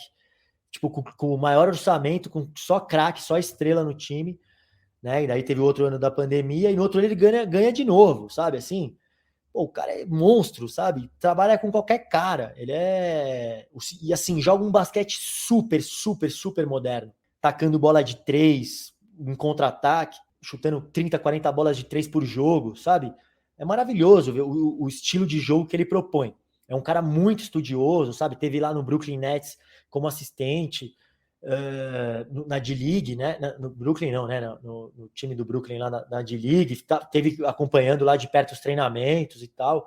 É um cara que eu sou super fã. Então, eu acho que ele, se a gente assistir a seleção brasileira jogando agora, é esse estilo. Ele não tá fugindo da característica que é o esporte, que é o basquetebol brasileiro também, sabe? Eu acho que durante muito tempo a gente ficou um pouco refém entre esse estilo muito corrido de jogo, que é o estilo da NBA, né? Um pace acelerado, chega, chuta e tudo bem. E o basquetebol meio argentino, assim, né? Vamos trabalhar a bola, vamos chutar e definir, vamos trabalhar a bola para chutar no final do jogo, na final da posse, né? E tal. Vamos valorizar a posse de bola, não vamos arriscar, vamos travar o jogo. Né? E aí o que o Gustavinho fez é romper um pouco com isso, sabe? É preparar o time para esse conceito moderno de jogo e que faz toda a diferença, porque se você arremessa mais que o seu adversário, se você tem mais volume de jogo, a sua chance de ganhar é maior, né? Se você arremessar, treinar pra caralho, né? Treinar muito para meter bola, e aí os seus jogadores ter boas peças, né? Ter boas armas e tacar a bola de 3 e competir no rebote de ataque, a sua chance de ganhar é maior. Se você chuta 30, 40 pontos a mais que o outro time, como é que, né? Você está tendo 30 pontos a mais de chance de ganhar do que o outro, né? Só você meter as bolas e competir no rebote e tal e tal. E tentar frear isso do outro lado, né? Então tentar fazer com que o outro time não jogue tão rápido quanto você. E aí eu tô muito feliz porque ele manteve alguns nomes ali necessários, né? Então ele convocou Marcelinho Huertas, né? Ele convocou agora nessa janela, ele convocou o Hetzheimer também, que é um jogador experiente, né? Então, e aí convoca caras que já estavam pedindo passagem, assim, né? Jogadores jovens que já estão comendo a bola há muito tempo no NBB, né? O Iago, o Bruno Caboclo, Lucas Dias, né? Então, eu esqueci do Benite, né? Dentre os experientes também, que é um cara que já vem carregando o piano da seleção há bastante tempo, né? Então, essa é aquela velha e boa, é um clichê, mas é muito verdade, né? A velha e boa mescla entre juventude e experiência, que dá muito certo, né? E então eu tô super ansioso, assim, para ver essa seleção jogar, né? Acho que tem uns talentos que são muito notáveis agora no NBB, né? O caso do Jorginho, do Lucas Mariano, que estão comendo a bola, né? O que eles dois e o Lucas Dias em Franca estão fazendo é absurdo, né? Os caras jogaram 20 jogos, ganharam 19, tem o melhor ataque do campeonato, tem a melhor média de rebotes, entre os 5 cestinhas do campeonato, os caras têm 4, é mole? Tem eles 3 e mais o David Jackson, entre os 4 cestinhas, sabe? Então é absurdo o que eles estão fazendo, estão sendo convocados, né? E aí o Gustavinho de Conte convocou o Mineiro, que eu acho que é um cara formidável, para mostrar que cada um pode cumprir com o seu papel dentro da equipe, porque ele é um cara que não tem números muito efetivos, mas é um cara super importante, é um cara que defende demais, é um cara que ataca o rebote de ataque, e é um cara que joga para o time, né? Então entender que tem caras que vão ser lembrados por fazer o seu papel dentro da equipe. Gostei que ele lembrou do Elinho Coraza, que é o armador do São Paulo, que está comendo a bola também no NBB. Foi 6 vezes campeão paulista seguidos, 6 vezes seguidos. Foi campeão com o Gustavinho no Paulistano também, do NBB 17 e 18. E então é um maestro, é um cara que é da confiança do Gustavinho, também vai ter mais oportunidade. Não foi chamado nessa janela porque está machucado, né? Então, pô, tô adorando, sabe? Assim, tô super ansioso e acho que não poderia estar melhor, assim. A seleção brasileira vai ter 2 jogos lá em Franca agora, né? Então, tô super na torcida e, assim, além de comentar o basquete, torço, sabe? Também acho que esse é um sentimento que o basqueteiro precisa ter. Promover o basquete, elogiar um pouco mais, sabe? Ter um pouquinho menos de crítica. Poderia ter convocado aquele? Sim, poderia, mas jura que você achou a convocação ruim? Sério, você tá assistindo o basquete mesmo e você achou ruim, né? Pô, releva um pouco, sabe? Será que esse cara também não merecia uma oportunidade, né? De estar aí e tal? Então é um pouco isso que eu penso. Você chegou a acompanhar o pré-mundial feminino? Eu assisti, sim. O que você achou desse desempenho? Porque, assim, a sensação que eu fiquei, além de tristeza, é que o Brasil caiu no lado mais fácil, que Deus falou assim, classifica, pelo amor de Deus, vai, só vence a Coreia. E aí acabou que a gente terminou um pouco triste e frustrado com o resultado. Eu acho que eu concordo com você, acho que talvez tava num lado um pouco mais, menos complicado, mas eu acho difícil quando você vai fazer uma estreia contra a Austrália, sabe? Porque as australianas, né, tem tipo, é um dos melhores basquetes do mundo, né, há muitos anos, né, o basquete feminino australiano é muito forte, masculino também, né, mas né, tem Patty Mills, Ben Simmons e tal, mas assim, o feminino também é muito forte, e aí acho que pegou um pouco, sabe? Eu acho que desgastou assim mentalmente as meninas de não sei assim se entregassem o máximo no primeiro jogo ou guardar uma energia porque o jogo mais importante era o segundo contra a Coreia, sabe? Não sei, assim, achei um pouco tricky, assim, sabe? Um pouco uma pegadinha, assim, difícil mesmo, assim, lidar com o psicológico. E aí, pô, contra a Coreia, aquele jogo definido que é muito chato, a gente sabe, de levar para o final do jogo, sabe? Para definir a vaga, assim. Aí o psicológico acaba pegando um pouco, assim, aqueles jogos definidos na última bola. Eu achei que, puta, teve atuações boas, né? A Camila chamou muita atenção, né? Tanto que ficou no quinteto ideal. Fez um bom jogo contra a Coreia, né? Putz, não sei muito, assim. Acho que, principalmente, as meninas tinham que ter mais tempo para treinar, na minha opinião, sabe? E se encontrar em outras janelas, como não só na hora de disputar a vaga, sabe? Se tivesse um fluxo maior de treinamentos, pô, vamos se juntar, treinar, passar filosofia de jogo, vamos sentar aqui, se conhecer um pouco melhor, né? Então, acho que facilitaria ali o entrosamento, né? Da Tainá e a Nani, e ela e a Érica já se conheciam, mas a Lana era nova, a Camila eram novas, então, tipo, sabe assim, eu acho que a falta do treinamento acabou sendo decisiva, assim, na minha opinião, sabe? E aí, perdendo na Coreia, chega contra a Sérvia, daí, putz, daí é muito pesado, né? E a Sérvia também é um baita de um timaço, e então acabou não conseguindo nenhuma vitória o Brasil, mas eu acho que é aquela coisa, eu acho que tem que ter mais incentivo para o basquete feminino, tem que ter mais, acho que os campeonatos têm que ser mais longos, tem que ter mais janela para treinar, para poder cobrar resultados, sabe?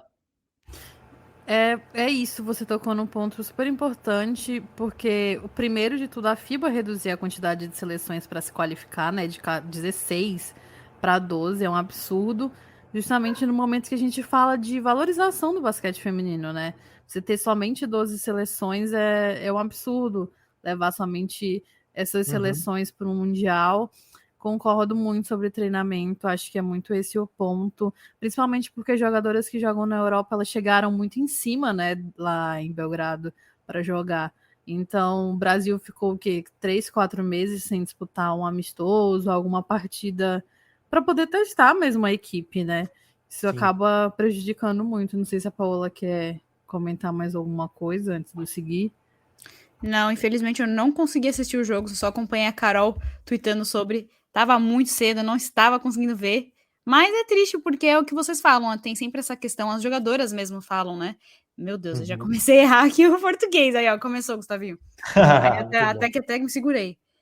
Várias jogadoras, né, da LBF, quando elas participavam do podcast, elas falavam isso, que os homens têm muito mais tempo para treinarem juntos, então eles conseguem criar essa união, ter um elenco mais coeso, e elas basicamente treinavam 2 semanas, 10 dias, logo antes, né, do campeonato. Teve ali uma fase melhor em 2015, com um pouco mais de organização. Então elas meio que são jogadas assim aos ventos, né, aos leões, e elas têm que se virar, então não adianta. Enquanto continuar desse jeito, a gente não vai conseguir resultados muito melhores contra equipes que são muito mais bem preparadas. Meu Deus! Carol, essa saiu errado, hein? Estamos dividindo o mesmo neurônio hoje, né? Meu senhor! Quero falar mais nada. Nossa, essa foi feia. Estamos dividindo o mesmo neurônio hoje, mas a gente vai chegar ao final com plenitude. Eu concordo muito, mas acho que a gente tem que, assim, olhando pelo lado positivo, tem muitas jogadoras jovens com muito potencial, é uma seleção que tem um potencial muito forte. Tem a Camila, que tá jogando em South Carolina, que é uma das, no college, né, feminino, é uma das potências, tá jogando com um time incrível. A própria Nani jogou muito bem, veio muito bem nos jogos, né, do banco. Então eu acho que é mais como um aprendizado, sabe, para os próximos trabalhos. Acredito que o Brasil ainda consiga entrar nas Olimpíadas participando pela Copa América, né, e disputar o pré-olímpico, e aí avança para Paris 2024.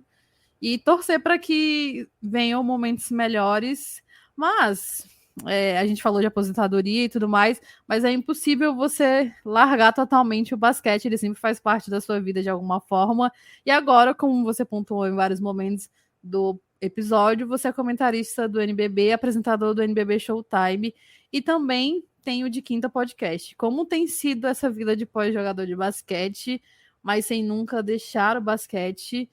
Você sente falta de quê da época de jogador? E que conselho você daria para o LeBron James, que vai se aposentar em breve também, e vai dar entrada na... Para! Ai, Carol! Ai, Paola, sério. Antes do Gustavinho responder, preciso falar que o pessoal que está ouvindo não soube, mas a Carol admitiu, né, Gustavinho, para mim e pro Gustavinho, por que ela pega tanto no pé. É uma não palavra. Lembro disso. Não lembro disso. Lebronto, você tem prova disso? Eu tenho. Gustavinho. Gustavinho. É verdade. Muito bom, Paola, muito bom. Mas, ó, primeiro conselho pro LeBron não dá, né? Porque, o cara é um monstro, né? Bateu o recorde de pontuação aí. É um cara que também vai alcançar aí mais de 10 mil assistências, mais de 10 mil rebotes. É um cara que é um baita de um team player, né? Que sempre faz a jogada certa. A vibe que ele tava ali curtindo o Super Bowl, ali dançando, Dr. Dre, pô, maravilhoso, velho, sabe? Ver o cara com essa energia. E ele tem uma escola, né? O LeBron tem uma escola, então, pô, ele tá dando aula mesmo, realmente é um baita de um exemplo aí a ser seguido. E ainda acho que ele ainda vai jogar mais alguns bons anos aí, porque tá uma saúde absurda, né? Mas eu sinto falta um pouco da competitividade, sabe? Eu sempre entrei muito para ganhar em tudo que eu fiz, assim. Se perdesse, tava tudo bem, sabe? Mas eu ia me esforçar ao máximo para tentar ganhar, para tentar fazer com que a minha equipe ganhasse. Sempre joguei com muita raça, com muita disposição. Meu, tinha umas baita de umas câimbras depois do jogo. Tem uma cena do Nadal, né, que uma vez ele vai dar uma entrevista e coletiva depois do jogo, ele começa a ter câimbra no corpo inteiro, assim, sabe? Nossa, sim, eu lembro. É muito, muito clássica, essa icônica. E eu tive uma dessa, meu, lá em Mogi, depois que a gente jogou um puta de um jogo lá contra o Pinheiros e ganhamos, eu, meu, tive câmera no corpo inteiro. Câmera no corpo inteiro, na pizzaria, assim, não conseguia, meu, me mexer. A Aninha tava comigo ali depois do jogo, tinha que dar pizza na minha boca, eu não conseguia cortar a pizza, pra você ter uma ideia. Dando câimbra no corpo inteiro, papo sério, Nadalzinho. E eu sinto falta um pouco disso, assim, sabe? E um pouquinho da rotina, eu gostava muito de treinar, assim. Eu sempre me dediquei bastante nos treinos e sinto um pouco de falta disso. Mas é isso que você falou, o basquete continua no sangue, eu adoro as transmissões, eu adoro, principalmente quando é em loco. No estúdio também é divertido, eu gosto de trocar com os narradores ali, conhecer deles e tal, e vibrar junto com as enterradas, com as jogadas de efeito. E também de estudar o jogo, né? De ver como é que cada treinador tá, qual estratégia ele tá seguindo, né? Quais são as tendências que ele tá botando dentro de quadra, tal, o que ele pede para cada jogador, qual que é o estilo de jogo de cada time, sabe? Eu gosto de aprender e de ver isso aí. Da parte tática, assim, né? Eu adoro isso. E assim, né? Vou lá nos jogos como comentarista e eu fico na mesma drena de quando eu jogava. Eu saio do jogo e vou dormir 2 horas da manhã, sabe? De fazer com amor, assim, de fazer com paixão e tal. E no NBB Showtime, pô, tá muito legal, porque eu apresento junto com o Marcel Pedrosa, que é meu grande amigo. Ele jogou basquete no Pinheiros também, ele é 3 anos mais novo que eu, mas então ele jogava na mesma época que eu lá, a gente se conheceu desde lá, criou uma boa amizade. Ele mora na mesma rua que eu, pra você ter uma ideia, em São Paulo, nessa megalópole maluca, ele mora na mesma rua que eu, então a gente se vê direto. Na pandemia, ele fez parte desse trio aí junto com o Rica Vida, batendo arremessos aqui direto. E aí, então a gente tem muita sintonia, tô super feliz por ele, porque ele tá tendo mais espaço agora também como repórter, também como comentarista. É um cara super apaixonado pelo basquete, super estudioso do jogo. Então, ali quando a gente vai, a gente que cria a pauta, junto com a Gabi, que é a diretora lá do programa, que é uma pessoa super, super legal. Então, ter também uma mulher por trás ali dentro de um programa de esporte, que é uma raridade, né? E ela, teoricamente, é a nossa chefe, junto com o Felipão, junto com o Felipe Gomes, que é um cara também sensacional. Então, a pauta ali é criada com ideias de todos e uma discussão super leve, de tentar promover o esporte, sim, sabe? De tentar falar bem, de ter um ambiente descontraído ali no NBB Showtime. A gente leva convidados, né? A gente tenta botar o olhar também, não só nas pessoas que estão se destacando na pontuação ou nas estatísticas, mas também em coisas relevantes, causas sociais. Então, a gente está super antenado nisso aí. Então tá super legal, sabe? O basquetão continua na minha vida de todo jeito. E o De Quinta Podcast, a gente completou 2 anos agora, que sou eu, o Marcelzinho Pedrosa também, e o Adalto Pedreira, que é maravilhoso também. O Adalto é o cara que botou o podcast no ar mesmo. Se não fosse ele, a gente não teria o De Quinta, sabe? Ele que falou, cara, vamos sair, vamos tirar do papel essa ideia e tal, e juntou. E é um cara super, super, super inteligente. Ele é psicólogo de formação, então ele leva, eu acho que a gente se completa, né? Eu como ex-jogador, o Marcel como jornalista e o Adaltinho como psicólogo e fã do esporte. A gente leva para lugares diferentes, assim, né? As entrevistas e os papos. Agora a gente está falando mais sobre NBA também, então acho que a gente vai para lugares diferentes, assim, sabe? Cada um pensa de um jeito e aí acho que a gente acaba se completando. E durante a pandemia, que foi uma parte muito difícil, né? Ficar em casa e tudo, né? Ver poucas pessoas ali, a saúde mental estava bem prejudicada. O Daltinho e o De Quinta foi muito importante para a gente, para poder trazer convidados e para a gente poder se reunir e ter bons papos, assim, arejar um pouco a mente, sabe? Sempre falando de basquetão. Eu ia falar justamente isso que você abordou de comentário, não sendo uma crítica aos demais, talvez a alguns, mas eu gosto muito do seu comentário do Marcel, porque vocês falam de uma forma muito eloquente, muito simples para pessoas justamente que estão acompanhando o basquete pela primeira vez, sabe? Sem muita... Claro, trazendo dados e informações, porque é importante, mas assim, sem uma elitização, sabe? Que eu acho que a gente ainda tem muito hoje e acaba que dificulta para que as pessoas compreendam sobre o jogo, sabe? E eu vejo muito, assim, principalmente no... Não, é sério, assim, não é porque você é nosso convidado. Mas, assim, eu vejo muito isso. E é muito importante que tenha esse trabalho no NBB justamente para aproximar mais das pessoas, né? Do núcleo, principalmente das pessoas que focam só em NBA, né? Que gostam de NBA, mas têm interesse em acompanhar também o basquete nacional. Então, eu gosto muito, acho que, assim, dos comentaristas no geral, assim... Não sei se a Paula vai querer falar os delas também, mas eu gosto muito de vocês dois, eu gosto muito do Danilo, eu acho, assim, o Danilo na NBA, para mim, hoje, ele e o Pedro Maia são os melhores comentaristas, assim, sabe? Porque eles entregam muito a informação de uma forma bem polida e com os conteúdos importantes mesmo para pessoas que estão começando a acompanhar. A gente está tendo um boom muito grande, né, de NBA no Brasil e tal. Então, acho isso muito importante.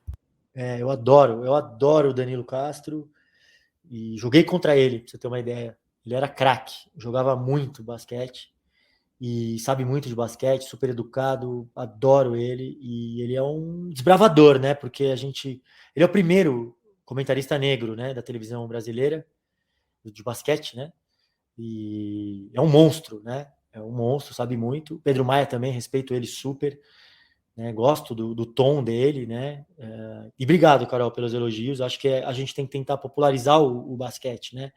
É criar ídolos, né? Isso eu falo toda hora que eu vou lá no NBB. Eu pergunto para os caras: quem é o ídolo do basquetebol nacional hoje? Aí um fala: é um, é tal, é outro, é tal. Não tem ídolo, sabe? Assim, a gente ainda não conseguiu fazer com que os basqueteiros brasileiros sejam reconhecidos, né, dentro do país, sabe? Tipo, vai ter ali um flamenguista que vai falar que é o Olivinha, vai ter um francano que vai falar que é o Lucas Dias, sei lá, sabe? Vai ter outro que vai falar que é o Chamel, tipo, que nem brasileiro mas joga aqui no Brasil há tanto tempo que já é quase brasileiro. Mas sabe assim, então acho que acho que é esse que é um pouco o nosso papel, assim, né, como comentarista do NBB, principalmente, tentar fazer com que as pessoas gostem de basquete e se interessem, né, pelos jogadores e tal. E aí de uma forma mais simples e tal. Tentar popularizar os termos, né, tentar explicar o que cada termo significa, porque tem termos que não tem tradução, né, em inglês, e aí tentar fazer com que as pessoas se familiarizem com isso, né? Super. Entrando nas nossas perguntas mais de curiosidade, a gente já está se encaminhando para uma parte final. Já que a gente falou tanto de NBA, você torce para algum time da NBA? Cuidado. Olha só, eu viro mais casaca que o Kevin Durant, tá?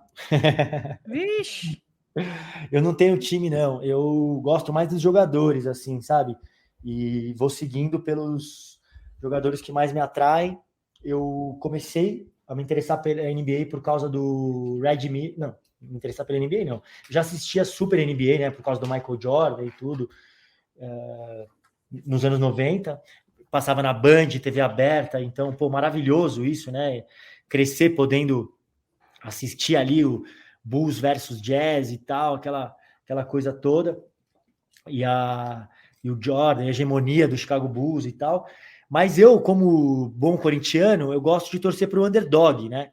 Então eu torcia para o time que era o desafiante do Chicago Bulls, que na época ali era o Indiana Pacers, né? Além do Jazz, né?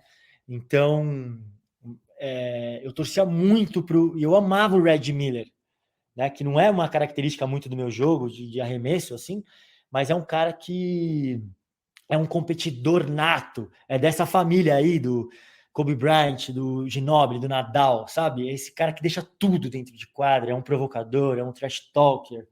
Eu amava o Red Miller, amo até hoje ele como comentarista. E aí então eu torcia pro Indiana e tal, e aí quando ele parou, e eu comecei eu tinha surgido um outro cara, eu já estava quase profissional ali, já estava treinando com o profissional, né? Quando ele se aposentou, o Red Miller, e surgiu o maravilhoso Steve Nash, né? Então eu comecei a ser Nash maníaco, acompanhar o Nash para cima e para baixo, e virei Phoenix Suns, assim, comprei camisa, torcia para ele que nem louco, e mais uma vez os caras não conseguiram ser campeão. Torcendo pelos underdogs. Aí eu me apaixonei um pouco depois pelo Spurs ali, gostava de ver bastante. Mas você vê que eu sou um super vira-casaca, não tenho time. Esse ano eu queria torcer pro Brooklyn por causa do Nash. Eu queria torcer muito para eles, mas é muita panela, né? E o Kyrie Irving não vai me deixar torcer para eles.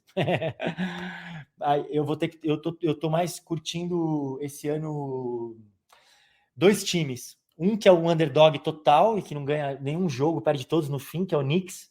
Eu amo o Julius Randle, eu adoro ele, também um cara que deu uma afinada no passado, mas estava matando na bolha e tudo.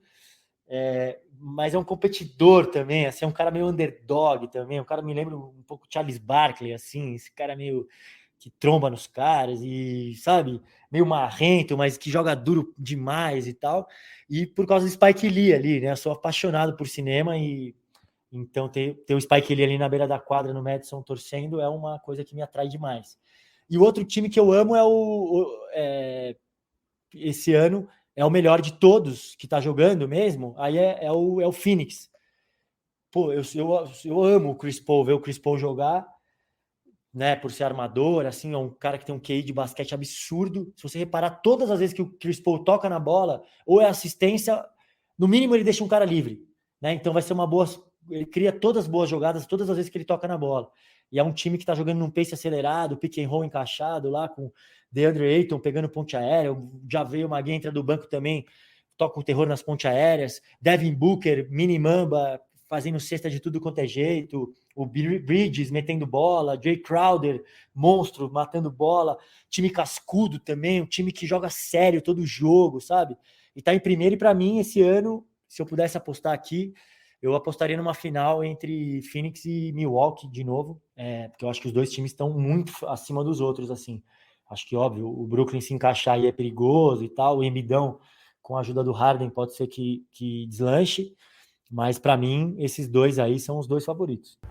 Falou de uns 50 times, né? Tudo bem. É o Kevin Durantzinho. Eu fiquei com curiosidade de perguntar para quem ele estava torcendo em 2019, porque ele torceu pro Pacers. Pacers, né, não deu muito certo. Aí ele torceu pro Phoenix Suns, o Phoenix Suns também não deu muito certo. Fiquei um pouco preocupada. Foda. Esse é o sentimento do corintiano, tá? E eu, então, como São Paulino, não falo nada, fico quieta apenas e sigo minha vida aqui. Mas agora é uma pergunta mesmo, assim. Não, mas é rápida, hein? Não é pra você ficar filosofando aqui, dando uma de vira-casaca. Deixa eu pegar meu carregador aqui rapidinho, que eu acho que vai falar aqui. Vai lá pegar o carregador. Pois é, né, Carol? O podcast, a gente lida com essas situações. Sim, tem que ser um bate-bola, porque senão a gente vai deixar ele sabonetar em cima. Não dá, né? Tem que ser um bate-bola. É um bate-volta. O que eu falo? Eu falo bate-volta, né? Isso, é bate-bola. Mas faz sentido falar bate-volta, desculpa. Só no seu universo, Paola. Não, eu bato a bola e volta pra mim, não é?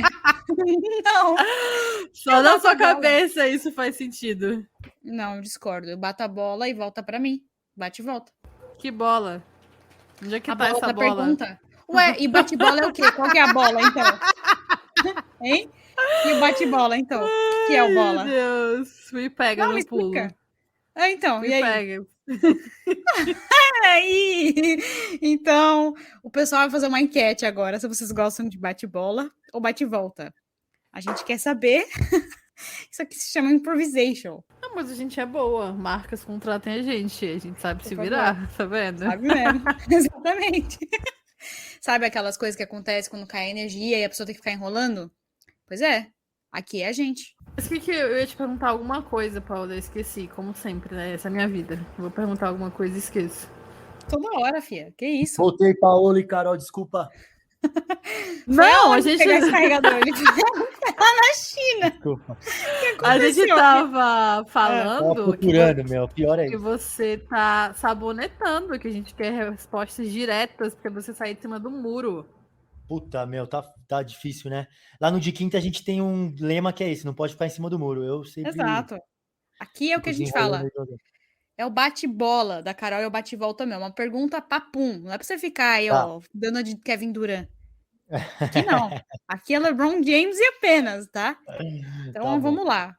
Tá. Não, mas agora, antes da minha pergunta, uma pergunta de curiosidade. Porque agora que eu reparei, Carol, que em 2019 foi o Toronto, em 2020 foi o Lakers. Então, nossos times foram campeões em sequência. Aí a nossa sintonia. Não, é por isso que o universo saiu do eixo, porque o Lakers foi campeão, porque até 2019 estava tudo correto, entendeu? Não, tava tudo Sinto certo. muito te informar, Carol, que o Lakers foi campeão em outubro de 2020, quando Justamente. a pandemia já tinha começado. Mas aí desencadeou 55 variantes e 15 ondas em 45 locais no universo, entendeu? Na verdade, quando o Bucks foi campeão, então. Não, mas deixa ele responder para quem que você torceu na final de 2019 e na final de 2020. Só existem 2 respostas corretas. Pode falar. 2019? É, Toronto Raptors e Golden State. Ih, Meu, silêncio. eu tava tentando lembrar. Eu torci pro Golden State. Porque... Tá vendo, Paula? O que aconteceu? Tá vendo, cara? Mick Jagger do basquete, mano. Mick Jagger total. Sabe por quê? Eu tava na Califórnia. Eu fui fazer uma viagem com meu irmão e eu cheguei lá e a gente assistia a semifinal. Olha só que loucura, a gente assistia a semifinal contra o Blazers, né? O jogo 4. E aí, o jogo 5 a gente ia assistir. E aí os caras não me ganham de 4-0 e a gente não consegue ir pro jogo. A gente óbvio que a gente fez a viagem toda, mas o grande atrativo seria esse jogo. E os caras metem 4-0 no Portland e não tem o jogo 5, e aí a gente não consegue ir. E aí na final a gente não tinha grana para comprar o ingresso da final e tudo mais. Mas... E aí, como a gente tava na Califórnia, era impossível não torcer pro Golden State. Tipo, eu adoro o Curry, sou fã do Curry, do Klay Thompson e tudo. E do Draymond Green, adoro, mas eu não tinha como não torcer pros caras. Tipo, eu tava lá contagiado com... A gente assistia todos os jogos nos bares, tomados nos bares americanos, maravilhoso, assim. Tipo, parecia a Copa do Mundo aqui no Brasil. Maravilhoso o ambiente. E aí era uma rivalidade, era meio misto, porque tinha... Na verdade, na finalíssima a gente estava em Los Angeles, então tinha metade das pessoas torcia contra, porque era Lakers, assim, então nos bares era meio guerra, assim, e tal, mas eu sou pé frio mesmo. Não, eu te agradeço do fundo do meu coração por você ter torcido pro Golden State Warriors, assim, isso rendeu que eu tivesse um dos momentos mais felizes da minha vida. Muito obrigada. Muito obrigada. Paola, não sei se você quer agradecer também por 2020. Não quero nem saber, porque eu já vi que ele faz escolhas erradas. Então, por favor, não torça pro Lakers, tá? Se bem que nem precisa muito, né, pra ir dar errado, então tudo bem. Pô, agora, ontem encaixou, hein? O Westbrook foi monstro, o LeBron também, tá voltando. O AD não tem jeito, né? Ele se machuca a cada 15 dias, ele tem uma lesão. Ah, mas deu azar ontem também, hein? Nossa. Ontem não tinha como. Ontem foi horrível. Ainda estamos esperando as novidades, ainda não tivemos notícias sobre o AD, mas acho que não é tão ruim quanto pareceu de início. Agora, vamos lá, hein? Agora sim é papum, hein? Tá, sai do muro. Sai do muro. Prometo. Se você estivesse no BBB, você tem que sair do muro, senão você vai pro paredão. Então, bora lá. Pergunta. Qual foi o jogo mais marcante da sua carreira e o mais triste? O mais marcante foi o jogo 5 do Mogi e Limeira nas quartas de final do NBB, porque a gente ganhou ali de virada, tava perdendo de 2-0, ganhou, virou 3-2 ali lá em Limeira, invasão da torcida de Mogi, a cidade inteira respirando basquete. Com certeza foi o mais lindo da minha vida. E o mais triste foi o jogo 5, na verdade o jogo 4. No ano seguinte, a gente chegou na semifinal do NBB contra Bauru e tava ganhando de 2-1 e tinha o jogo 4 para fechar em casa. E aí a gente vacila. Eu também tive um jogo muito ruim esse jogo. E a gente perde lá em Mogi, dentro de casa, tipo, festa pronta para ir para a final. E aí a gente perde o jogo 4 e aí perde lá em Bauru o jogo 5 e fica fora da final. Qual é o seu hobby preferido e não vale falar nada relacionado a basquete? Cinema, com certeza. Sou muito fã. Então, já que você falou de cinema, qual que é o seu filme preferido? Nossa senhora, daí essa é muito difícil. Não é não. Sai do muro, bora. Nossa senhora, essa é muito difícil. Eu vou votar no... Nossa, meu, que coisa, né? Cara, eu escolher um filme é tipo pedir pra... Puta, meu. Que coisa difícil. Bom, eu vou ficar com... Cara, que difícil. Que isso, gente? Juro que é muito... Eu vou ficar com Faça a Coisa Certa, vai, do Spike Lee, que é maravilhoso. Boa, assim, muito um hino. necessário, assim, um filme que todo mundo deveria assistir, assim, né? O cara, ele gravou o filme, se não me engano, em 94, e era uma temática que se repete, né?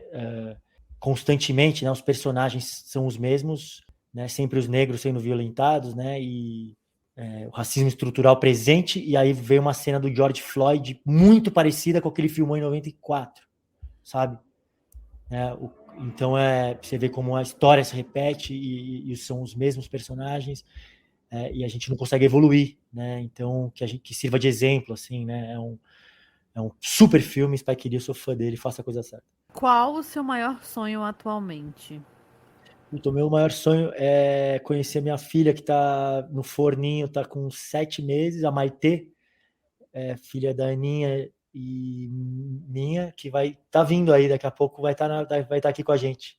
Que Maravilhosa. lindo! Vai pintar, Parabéns! maravilhoso, a gente comprou as tintas, vai pintar o quartinho amanhã. Tudo lindo, Que maravilhoso, cor? obrigado. Que cor vai ser o quarto? É tipo um salmãozinho, assim, a gente vai pintar meia parede, assim, sabe? E vai ser tipo um salmãozinho, assim. Gostei que é uma cor neutra, Paola né? consegue dar dica de pintura, porque toda semana a parede do quarto dela tá de uma cor diferente. É mesmo, Paola? Você Não gostou é dessa que cor? minha mãe ela fica ansiosa e aí ela começa a querer mudar as coisas em casa. Então já tive quarto azul, quarto roxo, quarto rosa, mas eu gostei do salmão porque acho neutro, não fica aquela coisa de azul para homem e rosa para menina. Fica bem bonita a cor. Nossa, Gostei. falou e disse, a gente tá fugindo disso. A gente não comprou Então, nenhuma roupa peça rosa. A gente ganhou algumas de uns amigos queridos e, pô, maravilhoso, obrigado, né, todos que me deram roupa. Deram para Maitezinha, mas a gente detesta essa temática, né? É totalmente antiquado isso aí, na minha opinião. concordo 100%. Uma outra pergunta que eu acho que talvez não vá ser tão difícil quanto a do filme, qual é o teu livro preferido? Quem te seguir no Instagram vai ver que você tá sempre postando alguma coisa relacionada a livro. Então, qual seria o seu livro preferido? Olha, eu gosto de romance, assim, né? Eu acho que tem vários livros importantes que a gente precisa ler mesmo, mas eu gosto mesmo, o que eu me divirto mesmo são os romances. E tem um escritor que é o Marçal Aquino, que é maravilhoso, e tem um que é o Eu Receberia as Piores Notícias dos Seus Lindos Lábios, que virou até filme e tal. É um baita livro, sensacional, e eu recomendo para todo mundo, assim, um caso de amor e ódio e vingança, e se passa no Pará, super maravilhoso. Leiam vocês, depois vocês me contam. Pra gente fechar e entrar na parte mais difícil, que as perguntas vão ficando mais complexas, qual a sua comida preferida?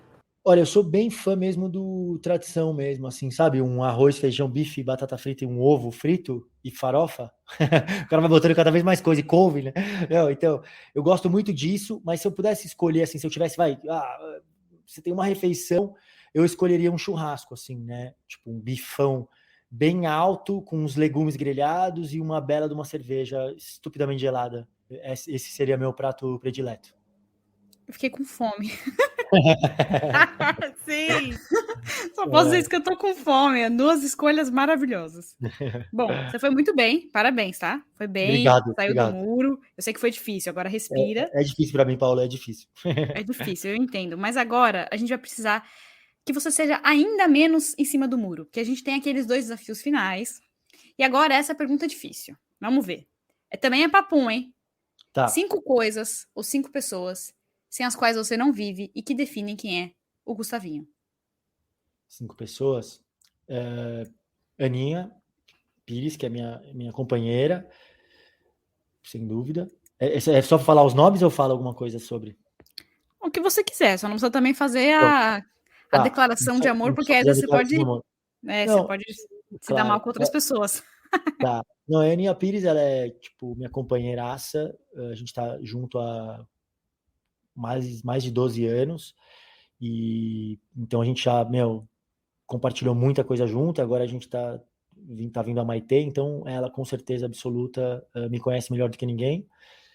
O meu irmão, o Rica Vida, que é grande parte da minha personalidade, também eu devo a ele, né, por compartilhar decisões, momentos. Minha mãe, que faleceu já, Dona Glória, mas que me ensinou quase tudo que eu tenho na minha vida, graças a ela.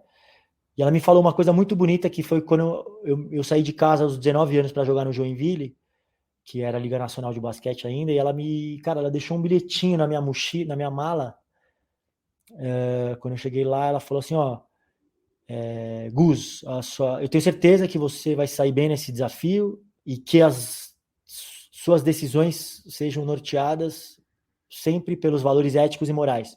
E aí, sabe assim, foi uma coisa que eu carreguei comigo para sempre, assim, e minha mãe é maravilhosa. Essas 3 pessoas, e aí eu vou falar do meu pai. hein? Eu vou falar do meu pai também. Meu pai ele é gente boa demais e eu acho que ele fez tudo que estava ao alcance dele, assim, sabe? Eu acho que é aquela velha história de cobrar posicionamento de quem tem uma trajetória diferente da sua. Ele teve uma trajetória diferente, mas ele me apoiou demais em todas as decisões que eu tomei. É um cara super inteligente, é um puta médico bem sucedido, é um cara muito engraçado, muito inteligente, muito íntegro.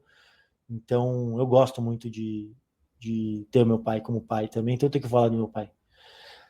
Ele, e agora a quinta pessoa, eu vou falar do Dr. Sócrates, que é o jogador, né, do Corinthians, que foi ídolo da democracia corintiana, porque eu acho isso, né? Eu acho que o esporte é mais do que só ganhar ou perder, e o Dr. Sócrates foi um cara super corajoso, porque ele criou um modelo de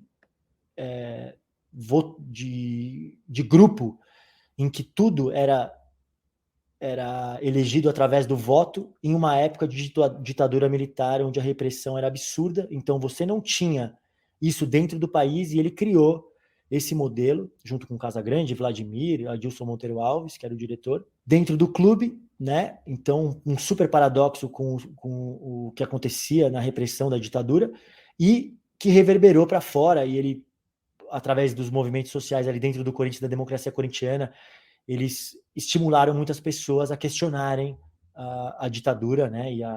E esses tempos sombrios em que muitas pessoas não podiam ter opinião e foram torturadas e presas e exiladas. Então, Dr. Sócrates, sempre comigo. Bom, e agora para mim é a missão mais difícil, que é escolher uma música pra gente colocar na nossa playlist do NBB. E como vocês sabem, nós somos matuefóbicas e não pode ser matuê. Eu vou escolher a música que eu mais estou escutando no momento, que é uma música da Simone. Para quem acha que a Simone só tem aquela música de Natal, então é Natal. Não é essa. Chama Tô Voltando. Eu acho que é isso. Eu acho que eu poderia falar aqui da Maria Bethânia, que eu sou super fã, do Novos Baianos, do Caetano, mas eu quero falar da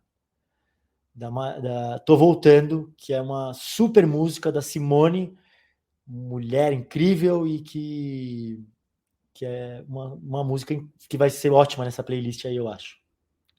E não vai ser repetido. Não vai ser repetido, adicionado. Pra gente finalizar, é um assunto que não tinha como a gente deixar de abordar, mas foi justamente o título da Liga Ouro em 2017 e 2018, né, pelo Corinthians. E acho ficou até sem palavras de comentar aquele momento, o momento em homenagem que você fez para a Marielle. E infelizmente em 2019 a camisa foi retirada do memorial, né? Embora isso tenha acontecido, eu queria dizer assim, como uma pessoa negra, fora assim de podcast, de tudo, Carol mesmo, o quanto isso foi importante e o quanto essas movimentações e manifestações são importantes, sabe? A gente já está vivendo talvez o pior dos nossos momentos. Esse mesmo pessoa foi morta na porta da sua casa simplesmente por ser negra e estar com uma bolsa, sabe? A gente não tem a certeza de quando a gente vai voltar vivo para casa, ou se o próximo alvo pode ser alguma pessoa próxima mesmo, sabe? Então, aquilo ali dentro do esporte, para mim, foi excepcional, sabe? Ela era uma mulher que movimentava comunidades, movimentava a base, movimentava os seus, e pessoas que precisam disso, que precisam desse suporte. e foi assassinada, foi vitimada, foi tratada por muito tempo como uma morte que não fosse significativa, sabe? E aquilo aparecer dentro do esporte, assim, foi surreal. Então, eu só queria pontuar aquele momento. A gente fica triste pelo que aconteceu de terem retirado a camisa, né? Infelizmente, caminhamos para um momento onde essas manifestações têm sido abafadas, mas o que aconteceu fica na história, não tem como ser apagado. É isso, Carol, obrigado. É muito triste, né, tudo isso, porque de novo, né, são os mesmos personagens, né, fruto do racismo, né, estrutural que tem a sociedade. A Marielle, que era uma mulher incrível, extraordinária, né, que lutava por muitas minorias, que levantava bandeiras super importantes, né, uma vereadora eleita com todas as honras, né, e que chega lá e incomoda pelo simples fato de ser negra, sabe? E aí é assassinada, brutalmente assassinada, né? E ninguém questiona, né? Quer dizer, ninguém questiona não, né? Mas não há apuração devida, né? Com o assassinato, com essa atrocidade que foi cometida, né? Então, é muito triste, né? De serem as mesmas histórias, né? Se repetirem, uma atrás da outra, né? E a gente ficar por aí, né? E a minha intenção ali era isso, era chamar atenção para a pergunta mesmo: quem matou Marielle? Né? A gente está preparado para investigar? Né? Vão continuar sendo as mesmas pessoas negras sendo assassinadas, com menos oportunidade, né? E a gente não vai fazer nada, sabe? E ali acho que foi importante para isso, para amplificar essa pergunta, para amplificar essa indignação que muitas pessoas estavam sentindo, inclusive eu, e eu acho que, de certa maneira,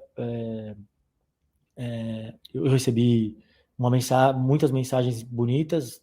Uma que me tocou muito foi da Aniele, né, que era a esposa da Marielle, que ficou super emocionada, mas não recupera, né? Eu queria poder ter exaltado a Marielle em vida, né? Essa que é a grande verdade.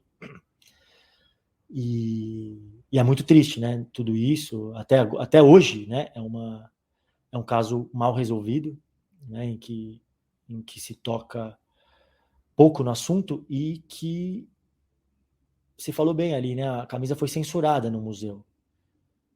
Mais uma vez, o que isso demonstra? Na minha leitura, é o racismo novamente presente. E, além disso, né, desconsiderar o histórico de lutas do Corinthians. O Corinthians lutou pela inclusão dos negros no esporte lá atrás. O Corinthians foi fundado pelo proletariado. Né? Teve também imigrantes também. Né? O Corinthians participou da democracia corintiana, né? O Corinthians teve a democracia corintiana como um dos maiores movimentos sociais do esporte, né? O Corinthians, a torcida Gaviões da Fiel lutou contra a homofobia dentro dos estádios, né? Então, assim, são inúmeras as lutas sociais do Corinthians. Então, os dirigentes que tiraram a camisa, que censuraram a camisa da Marielle, na minha opinião, são isso, desconsideram a história, sabe? Demonstra um equívoco ainda maior, né? Porque não sabem aonde estão pisando ali, né? Então, é muito duro tudo isso, né? Estruturalmente, a gente tem que caminhar muito ainda, né? O caminho é longo, né? Sim. E, dito isso, eu queria saber se a Paula já está preparada. Você deu o nosso neurônio dividido, Paula, para finalizar, para você fazer esses agradecimentos, o que mais você quiser falar. Tentar aproveitar aqui o que sobrou de algum neurônio, né? Que já comecei bem desde o começo, né? Comecei bem desde o começo, que ótimo. Realmente, provando aqui. Na verdade, eu queria só aproveitar para agradecer o Gustavinho. Primeiro, você, Carol, fez observações muito importantes, essa do final do episódio foi maravilhosa. Espero que todo mundo tenha chegado até o fim para ouvir o que você falou e que o Gustavinho respondeu sobre a Marielle, sobre tudo que a gente tem passado. E agradecer você, Gustavinho, por ser tão divertido, ter sofrido aí, né, com umas respostas aí, que vira casaca. Tem umas escolhas a melhorar aí, mas, por favor, não torça pro meu time, tá? Porque eu já tô sofrendo bastante. Mas muito obrigada por tudo que você fez e continua fazendo pelo basquete agora fora das quadras e por ter se aberto tanto e ter sido um papo super gostoso, super divertido, que até apareceu a Siri aí do seu celular no meio. Então foi muito bom e muito obrigada, foi incrível. Espero que a gente aí se encontre, como é que fala? Em São Paulo. Cara, você falou se top, eu não entendi nada. Não fala isso, não? Olha o vocabulário da Paola, maravilhoso. Pô, mas obrigado, Paola, obrigado, Carol. Foi demais o papo com vocês, meu. Vocês são super inteligentes também, super divertidas, sabem muito de basquete. Gosto que vocês promovem bastante diferentes pautas, diferentes discussões. É disso que a gente precisa cada vez mais. Tá próximo, sabe? Olhar no olho mesmo um do outro, se ajudar. Eu acho que o basquete é sobre isso aí, sobre o coletivo. Então, pô, demais estar com vocês aqui, meu. Obrigadão. Ó, e vamos se topar aqui em São Paulo, certeza, hein? É isso, ficou registrado, cara. Vamos se topar em São Paulo. Demais. Bom, e com esse abecedário da Paola, a gente encerra mais um episódio do NBB das Minas. Queria agradecer a quem ouviu até aqui. E na próxima semana a gente volta com o LBF das Minas. É isso, gente. Tchau, tchau.